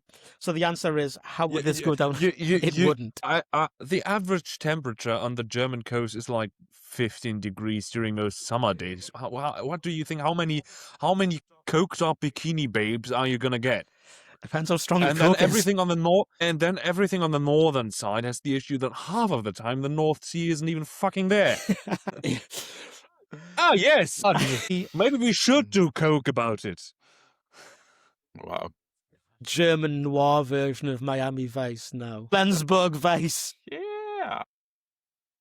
On the Baltic coast. Every episode's just some cadets from Marine Schule Mervik just fuck it up somehow and get in trouble. Jesus Christ. That makes me think like what the British version would be, like Torquay Vice. Fucking Brighton, Soccer maybe? Vice. It would be called Brighton Beach, and it would be fucking shit episodes. I can see that happening. Yeah. Oh, it's Blackpool Vice. Blackpool Vice would at least be funny, because let's be honest, Blackpool is the Florida of the UK, right? It really is. I mean, I remember I was in Blackpool years ago. I'm walking past this shop. It's got a big sign saying "baby ear piercing done here." You know, and it's like, yes, Blackpool men are Florida men, right? Absolutely. I was on a train years ago going down to Leeds to go and see Slayer, and me and friend Pete. Hi, Pete, if you listen to the podcast. Hey, dude. We start drinking quite early, and it's about 10 o'clock in the morning, and we're on the train, and we've had a few beers, and then the people on the train who were sitting across from us, who were kind of cool and young and ready to get off, and an old couple comes on that they look like they're probably in like the late 70s to early 80s, but a bit spry, and you know, come and sit down. And me and Pete, you know, we've just finished drinking some pretty strong beers. I'm starting to get the shakies, right? And Pete's like, Rory, I'm getting on the fucking wrong, man. I'm like, and I don't want to fall asleep already. So I say, this old lady and this old fella, is okay if me and my friend have a couple of beers? And the lass goes, only if we join you. And my hand to God, my hand to Sonny Crockett, she pulls out 2 pint cans of Stella to crack them open. And we start shooting the shit and drinking, and it's mint. And just telling us that they used to run a B&B in Blackpool until a murderer on the run checked into the B&B and was arrested outside it when the police caught up with him, and it ruined the careers. No one wanted to go to the B&B, so they just jacked it in and retired, and now they're loving the life, just being retired, daytime drinking, I guess, on mass transit. So yes, Blackpool is There's more to that story. Someone wasn't just arrested outside the B&B, and that's why nobody wants to go there anymore. 100%. Blackpool is the Miami of the Northeast. Oh, yeah. So you see, I wouldn't want to live in a boat in Blackpool. can you imagine your Blackpool houseboat is like, it's literally just like a canal boat that somehow ended up on the coast of Blackpool, and it's half, And the Irish Sea and is like, it's half up on the beach. And it's partly rotten. And every morning when you get up, you've got like chase off all like the smackheads and the seagulls because they're all fighting over the last chips that are on the deck. But that's fine because you're Blackpool's best vice cop. You're Blackpool's only vice cop. What's like an equivalent animals I have living in it as well? Fucking hell. Staffy. Like an urban fox. That's my fox. Urban fox. I would have to be an urban fox, definitely. Or like, if they would only fucking reintroduce lynxes to the UK, it could be a lynx that he just found when he was out on the moors, and it's Yeah. and it's chained up inside his houseboat on a short chain, and he keeps it. It's got like a TD-ridden badger. and he keeps it really angry by playing like Captain Beefheart records to it, so it's really fucking on edge all the time. You see, I would watch that show. Nobody else would. I love that. Crockett has like a canonically yacht rock taste in music. Yeah, totally. I just imagine like the British equivalent would be like, so like you've got like the British equivalent of Tubbs is like looking through like the cassette collection of the British Crockett, and he's like, prefab sprout, new order, prefab sprout. Fuck me, man. He's got like 3 or 4 albums by Deacon Blue. Paddy Backaloon, Paddy Backaloon, Paddy Backaloon. From Christopher records. Fucking incredible. Where's he getting this shit from? It's like, is he getting this shit from MVC? You know? Daniel O'Donnell. Daniel O'Donnell. Oh my God, holy crap. All right. So, next category. Where the hell are we going to put our scraggly friend in this? How are we going to deploy the man himself, Mr. Columbo, Peter Falk, in this film? Sanya, you can just fucking guess. You can make something up since you haven't seen the film. He's thinking. I mean, this sounds bonkers enough to just have him do his actual job in there, to be honest. Yes, love it. He's just a detective who isn't doing undercover shit. He's just like, what are you doing? I have one more question about that. He's just like bumbled in from LA. Like he's like also on the case for some reason. My wife, she also likes stimulants, but could you explain this to me one more time? We just like fucking cook up some way for the LAPD to be also involved in it somehow. And it's like, what a trio, Crockett and Tubbs and Columbo. Crockett, Tubbs and Columbo. Crockett, Tubbs and Columbo run off and steal the boat. And Crockett jumps in the back and like Tubbs is like, New York! And he's like, LA! Yes. Oh my God, fucking amazing. And he whips out the beagle. Yes, that's so fucking good, man. Quotes. What are our favourite quotes from the movie? Because goddamn, some of these were incredibly good. Liked just how Corky is talking. It's the dialogue rings true for me when he's talking in the drive to the like meeting and stuff. He's making this weird comment about like the kind of ethnic makeup of Miami. And then he starts talking about, oh, you should sponsor a kid or a farmer in Latin America. I do. Then there's a beat and there's like a sniff. And it's like, that's just like fucking brilliant. Oh, there's the bit where Crockett punches Tubbs because Crockett makes that whole thing about like, when you're having all your buddies getting killed by car bombs, and he like punches him in the face for that. And he's like, I'm sorry, man. That was way out of line. And he's like, oh, you mean it? He's like, yeah, I do. And he helps him up and then Tubbs. Yeah, and he's like, can't let you handle all that bad karma by yourself.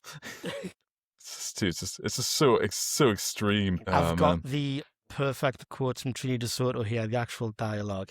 Ricardo Tubbs, you read a lot of books, huh? Trini DeSoto, you're missing my point, man. I skip all that network jive. Tune into the old classics. I Love Lucy, Father Knows Best, Leave It to You, Beaver, Gilligan's Island. That's where I learned to speak English so good, man. The golden age of TV. And forget about Desi Arnaz, man. The fact that dude never got the Academy Award says something very deep about the American psyche. And then just Sonny's response, New York critics, Trini, don't let it throw you. That's actually, that is a low-key absolute banger. Yeah. There was you can enjoy a show without co-signing the things that its characters say and sharing their opinions. And the scene when Crockett goes to Tubbs along lines of, "Did you just come down to Miami for a tan?" is like horrific. And then Tubbs responds with the incredibly, I'm not going to do the voice at all, "will hush my mouth." And it's like, you're arguing in front of your fucking senior officer here on a fucking bridge that appears to be an active railway track. And you're both being very, very problematic in front of your management. Truly, there was a lot of cocaine going on at the time. Mr. GQ comes down here from New York. I love that bit as well. Love Mr. that. GQ comes down here. Fucking amazing.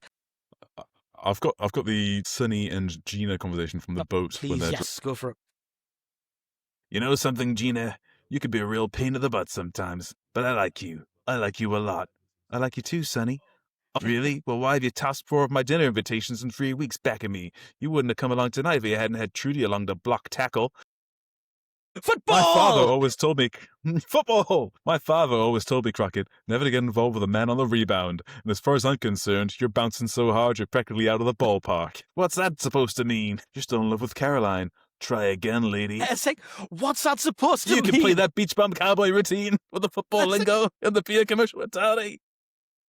I love how he's like, what's that supposed to mean? Crockett, do you own a mirror? You live on a boat with a large stolen reptile. You know, you steal dead people's beer. You are incredibly... Designer stubble isn't cool yet. You're about to make it cool, but it wasn't cool when you first had it. Exactly. You're incredibly divorced. I like when he's briefing his team, and again, this is like obviously dialogue that I don't co-sign because it's got some like kind of shitty stuff behind it, but it's like when he's given like a briefing to his team and they're like, any questions? And one guy's like, "Did you roll a fruit for that shirt?" And it's like, okay, Sonny, did you rob a gay man for that generic black T-shirt that you're wearing? And then his response is essentially, "I fucked your wife," but in like more like kind of witty terms. No, he says, "I got it from your mom, and it wasn't even my birthday." That's right. I fucking mom. That's right. Yeah. And it's like that's just great, man. This is so 1980s. These people suck. yeah, there's room for improvement. Some cultural differences. Yeah. Okay, weapons free, my friends. I'm going to talk briefly about the guns in this show because I could go on all night, but I won't. This is the first appearance of the Sig Sauer P220 in any media at Beat Movies too. It was the first screen appearance of it. Was this TV show? After that, it was shown in a Japanese film called Terror Warrior Boy, a 1985 Japanese science fiction film directed by Akinobu Ishiyama. The screenplay was written by Masato Harada based on the novel of the same name by Mike Springane. The film follows Momoko and Motoharu as they discover she and her friends have psychic powers after being turned suddenly into high school students caused by a strange light in the past 10 years. And for some reason, one of them's got a fucking Sig Sauer P220.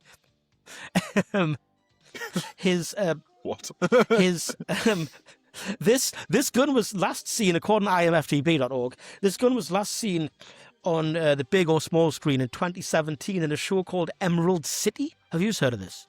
No, I think of Tin Man, aren't I? Emerald City is a 2017 fantasy TV series based on the Oz book series by L. Frank Baum. So far, so cool. A modern retelling of The Wizard of Oz. The series follows a young woman named Dorothy Gale who is whisked away to the fantastic land of Oz by a tornado. Joined by various companions, Dorothy embarks the Emerald City to find the enigmatic Wizard of Oz and return home. And for some reason, they've all got guns. I think they're all cops in it or something like that. But there's an extensive page on it. Yeah, like there's an extensive IMFD page. Garen Howell from the pit. It's crazy, right? So I think they're all cops of some kind. They've all got guns and shit. It's got Vincent D'Onofrio in it. Ape shit. Should we look into this as a team at some point? Because I think it sounds insane, guys. Yeah. It's got Oliver Dari Olofsson in it from Severance Valley and Julie Richardson and what a good cast. Gina McKee. The northeast of England's own Gina McKee. What a cast. Insane cast. Gina Bellman from Coupling. And they've all got guns, and it's the Wizard of Oz. What's going on? It was cancelled after one season. There are 10 episodes. Yeah. Tell you what, I'll cut you a deal, mate. We'll cover this if you want, if you indulge me in watching Karen Sisko with Carla Gugino. Yeah, no doubt, man. No fucking doubt. 100%, absolutely. Clear and present TV dudes at some point, I guess. The backup piece that Crockett carries is a Detonics Pocket 9, which I think is a really cool little dingly and quite interesting and out of left field semi-automatic. Michael Mann's a big gun guy, as you all know. I wonder if he's out there kind of like picking the shit that I think looks cool. The show was known for being the first screen appearances, I think, of such pistols like the Desert Eagle, like Sonny's sidearm later in the show is like a Ruger 10mm. Obviously, it's like a Frankie Spaz 12. Like guns that were cutting fucking edge at the time. Michael Mann was obviously very excited about his armoring, and that's really fucking cool to me. A really great cocaine moment is when, towards the end, Sonny Crockett just bursts out of cover with a fucking Colt Model 654 rifle in one hand and his sidearm in the other. And it's like, that's so fucking cocaine. It's like, just use the rifle, dude. At this point, come on, man. It's just brilliant. I did do a few, oh my God, fucking the whole point of the screen and announce the name of the gun thing when I was watching it with Emma, which luckily she finds adorable. I hope. Like, I was like, oh my God, fuck yes, a Tech 9, which I realised was then a KJ9. So afterwards, I beat myself up with sticks. So you go into the bathroom, hitting yourself with stupid. You know that fucking albino monk killer dude in the fucking Da Vinci Code. It's like fucking beating the shit out of himself with some kind of a crop. That's like me fucking misidentifying a KJ9 or KJ99 as a Tech 9, and it's like, so all in all, it's a cool film with lots of fucking cool guns that I really enjoyed. I won't belabor the point too much because it's a Michael Mann film and he's absolutely gun-pilled. We should never ever do John Wick. Would this film go well when the VHS and the mess test is applied to it? Would this film thrive or wither on VHS or DVD player in the mess or wardroom or barracks of a military base or vessel? I think I can make it work. Yeah, I think it would work. I think I could. I think if I got people on board with the fact that we're having a Miami Vice night, on board, sorry, and got this going on, I think maybe a few themed drinks. I don't know.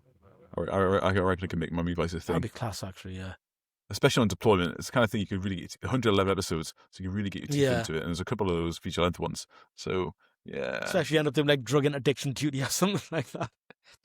Yeah. Oh, yeah, big time. If you've got like you've got a US Coast Guard cadet on board, yeah, definitely. Hell yeah, man. Yeah, if you're doing like ACP North and you're like, that'd be cool. Yeah. Also, are we really asking if a film that has a bunch of women in bikinis in it is going to do good in the mess? We are, because we have to ask these questions, Sanya. That's important. This is journalism. This is something you've brought up several times, Sanya. This isn't as much a thing in the Royal Navy. We don't watch as much porn in the we don't watch any porn in the mess. I have seen it happen and it's traumatized me. You feel a comedy? It always comes back to sex with you, Sanya. Fleisch realm. It's like, I'm just imagining the way you paint this picture, Sandy, is like it's like a bunch of like German matlos are sort of like idly watching the most fucked up shit going down. It's like, it's either Klaus is at it again. Either that or fucking, I don't know, Frozen. There is no middle ground. That's fucking mental, honestly. Perfect. It's we're gonna watch a Disney movie, or oh my God, there's an OnlyFans video running as a screensaver in the mess. What in the fucking office's wardroom. Jesus, that's really bad form to be for that to be in the wardroom. That's wild.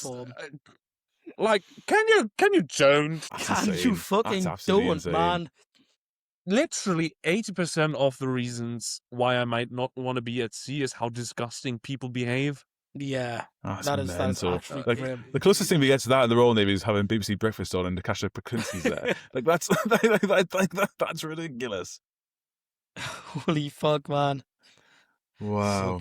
They played fucking porn in the mess hall on the fucking sail training ship when we were on a final run back to port. Gorge fuck, more like gorge fuck, am I right? Yeah. Yes. That's very good, Rory. Well, I mean, we need to put in a quick explainer that the name of that ship is the Gorge Fuck. We've got a ship that's got like 100 cadets on it. I know what to do. Okay, we're going to start off with some reviews from letterboxd.com. The 2-star ones. Because on a quick search, I couldn't find any 1-star reviews of this film. Good. 2 stars from someone called Joey King of the Damned. Not funny. I'm not watching this series. Okay. Short Sosa, 2 stars. Some shit Tony Soprano would watch while eating ice cream on his big belly. Jesus Christ. Inflates you, making you big and round. Fucking hell. Delete that sentence from my brain, please. What? Inflates you, making you big and round. Yes. Inflates you, Sanya, making you big and round. There was only literally 1, 2, 3, 4, 5, 6 2-star reviews. Fucking hell. I guess this film really is universally loved. Let's check the 2.5 stars out. Not enough cocaine. Someone just goes 59% from Michael Herzog.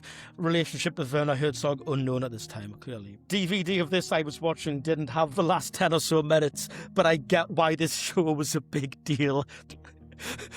I love this guy watching a snide DVD. He got it from like a mate of his who like just knocks out like crap fucking like pirates of it. Fucking hell, man. Oh, hey man, I'm gonna give you like Miami Vice Brothers Keeper. There's only like 90% of the film, so I'm like taking like 25p off, you know, and he has a Jaffa cake as well for your troubles.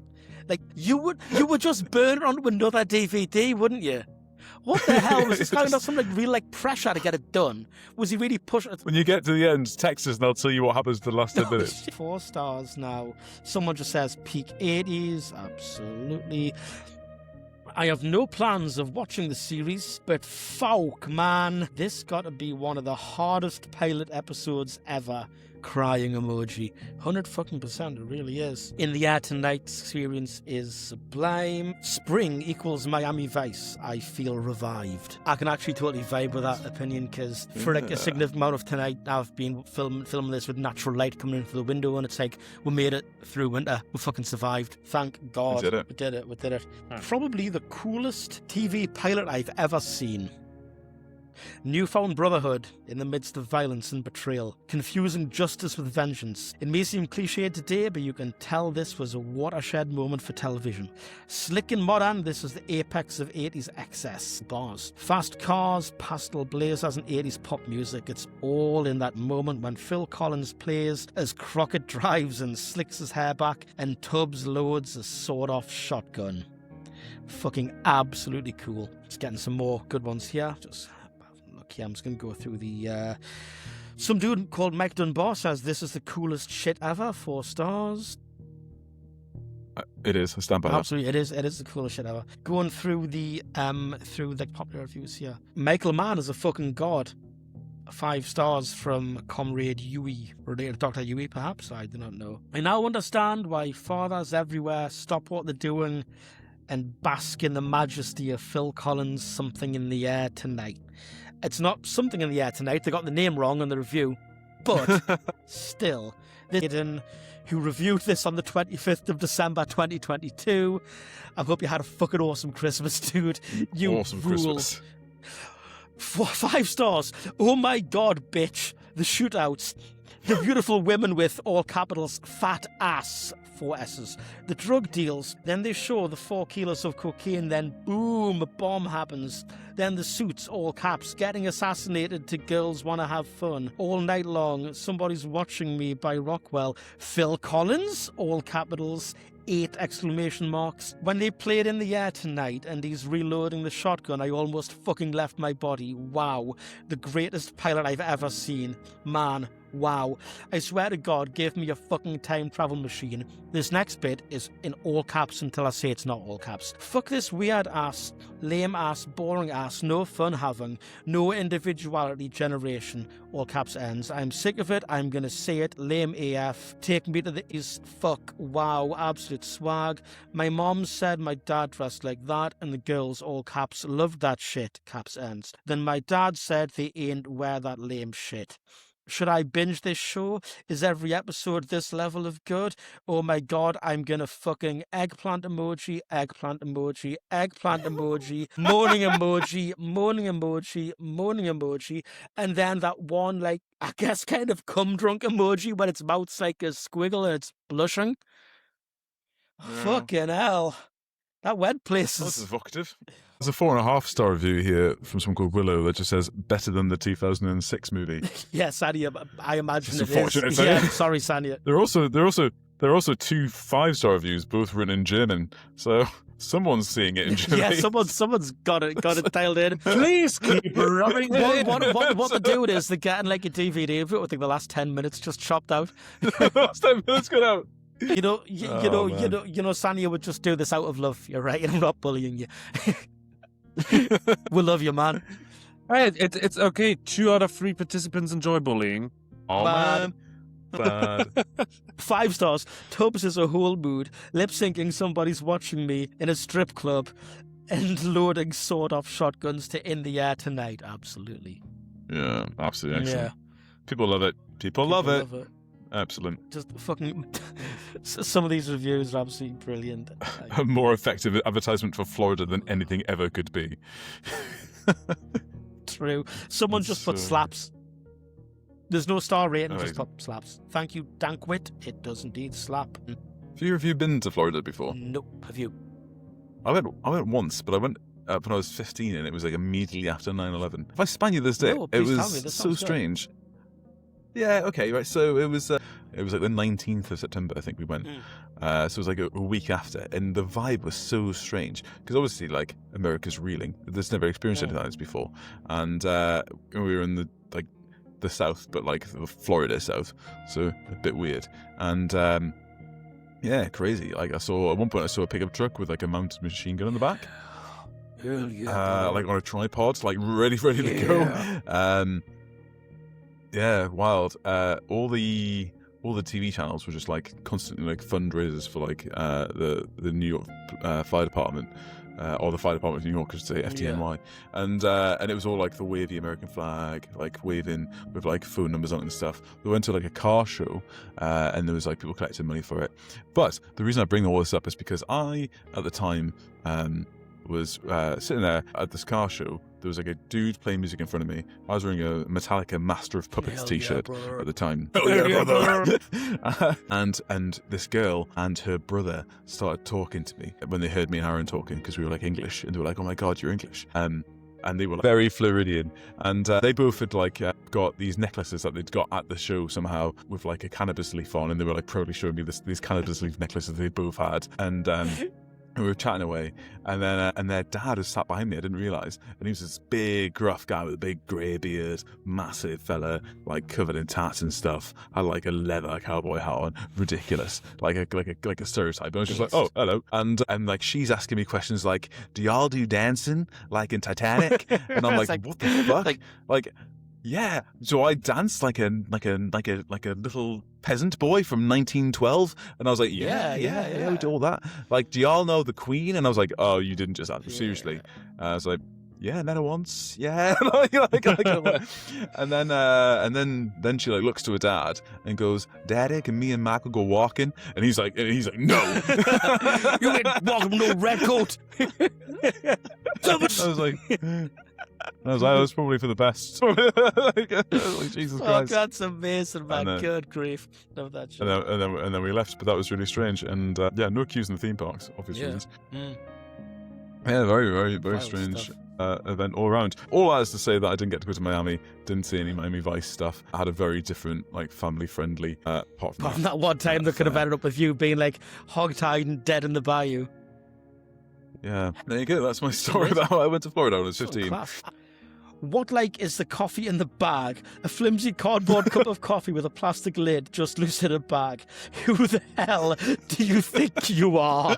Who the hell do you think you are? Wonderful. Is this film pro or anti-CIA?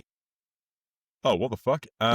This film, I think it just doesn't give a fuck. I think it's pro-alligator. I think it's pro the Central Intelligence alligators, but... I don't know. Like, they haven't yet commented on the CIA getting involved in Central America, but I'm sure the show does go on to, like, reference the CIA and its involvement in Central and Latin America and the death squads and stuff, I believe. And fucking G. Gordon Liddy, lately of the CIA, is in the show as a guest star, but at this point, I think it's CIA neutral. It's CIA agnostic. It's CI agnostic. I would say. I agree. The only other question I have before we get to the very end is the video game, the PS2 video game. But there already is a PS2 video game, and it's called Grand Theft Auto Vice City. So I'm putting out a random one here. I know that Sanya told us in the Gunsharov episode that he's a real big menswear guy. So I would like us to all say what our favourite fit of the show was. Whose outfit fucked the hardest? I'm sorry, Sanya, you didn't watch the film. Just do a quick Google image search. You keep saying I want us all. Who's all? Do a quick Google image search Us of all how is people look the at this other film. guy who watched the film. And apply your fucking menswear guy knowledge. Because I'll tell you one thing, I think the coolest element of the fit is probably what that guy's stupid fuck-ass double belt that he wears.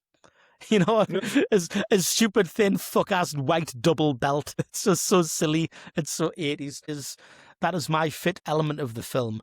But as far as fit of the film goes, it's the white suit and the T-shirt that Tubbs is wearing when his best friend gets exploded. You mean Crockett? Crockett, yes, sorry. Yeah, Crockett. When Crockett's wearing that cool-ass suit and then Jimmy Smits gets blown the fuck up. Yeah, that's it. That is the one I was thinking of. Because he has a whole bunch of different fits that are all pretty. I mean, all these fits are pretty good in this episode.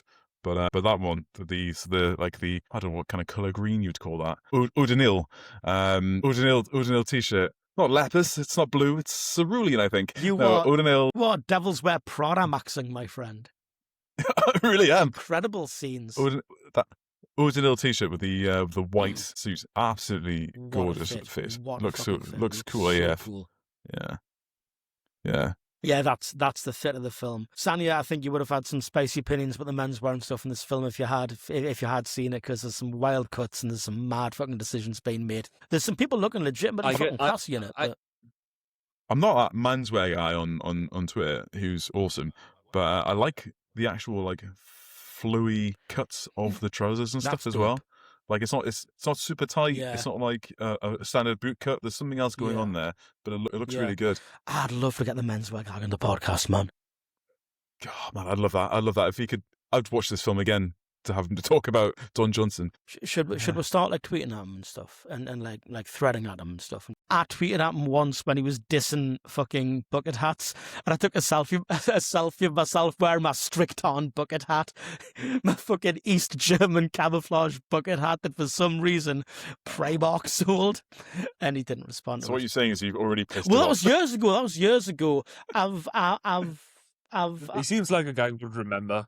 He seems a guy who's got a fucking book of grudges and a list of enemies, but I love him for that. You're just tweeting at him, and he's immediately like, "You're that cunt with a Strict-On bucket hat, aren't you? I'm not interested."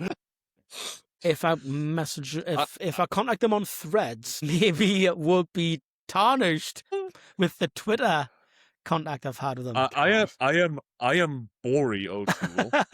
Barry O'Toole. Nothing to do with that guy. It's my cover story. I live on a dinghy. Actually, that's my cousin Throckmorton, the skateboarder. I live on a dinghy in the River Blythe. Under a fucking little under one of those survival space blanket things that you put on people who are in hypothermia. That's my Sonny Crockett / Barry O'Toole houseboat. Sanny, you were totally going to say something earlier, but I think I cut you off. By the way, I'm sorry if I did. Yeah, I was just gonna say I usually just get cortisol spikes when I hear about T-shirts and blazers. Yeah. Okay. I have to see that way too often. Yeah. Is it a big thing where you are? Or the Vice Maxing where you are? No, they're not Vice Maxing. They're not wearing linen blazers or something. It's mostly former military guys who return to university to be like a junior lecturer and have forgotten they're not an army captain anymore and think they can boss students around like they still are. And they all wear sneakers, jeans, T-shirts, and the cheapest possible tweed jacket they could find. And it pisses me the fuck off because they're all dressed the same and they're all cunts. Go off, King! Yes! This is what I love about this podcast, man. Like, how are you wearing trainers and a tweed jacket? Like, you absolute gimp. And why are you wearing a white T-shirt with it? Very judgmental. Very skinny jeans. Who is still wearing skinny jeans in the year of our Lord 2026? How skinny? Like proper 2007 era skinny jeans? Yes. Did you just point at yourself? Yeah, Rory? skinny jeans, man. You're banned from buying your own menswear. Fuck you, man. Also, and to make it worse, how is a slim fit tweed jacket even a thing? I very much agree. That's fucked up, dude. Like, slim fit as a whole is a hate crime. Yeah, those women aren't making that in the Hebrides, are they? No, they're not. Or they're singing their vocal songs on the table outside while drenching the tweed in urine. We're gonna make them skinny fit for the tweedy twinks. You know, it's like no. I think we'd all agree that like a slim fit tweed jacket is grim. That was excellent. That was fucking amazing. I think with that we are all the way through the categories. I think we're all the way to the end of the 7. But not on that bombshell. That bombshell. The mic has been dropped. That very top. on that extremely Top Gear coded rant. That was incredible. I loved that. I fucking loved it. Like I said, this is one of the things I love most about the podcast. We all bring our different aspects of our personalities to it, and it just absolutely fucking was an amazing night with you guys again, as it is every time. So, Gentlemen, hang on. Before we get into that, next time our podcast will be Sailing the Seven Seas, won't it? Because the year is 1803? Is it 3 or 4? I think it's 1 year before Trafalgar. Right, before Trafalgar, isn't it? Yeah. Oceans are battlefields. Oceans are battlefields. And Sanye is finally going to get his chance to talk long and hard over the subject of autism. Master and Commander, Far Side of the World. Don't tell me, I see you fingering your bosun's call. Because I just found that in my desk, and I was like, "What the fuck?" But one of the only historical inaccuracies of the movie is the use of that bosun's call in one scene. One little shunky bit of sound editing goof. Hey, I'll not spoil it now though. We'll talk about it next time. So hold fast and wait for the next episode. Nice, cool. Well, in that case, after all, surprises on our side. Yes, beautiful. 3 cheers for Lucky Jack. Right. Okay, boys. We've been clear and present dudes.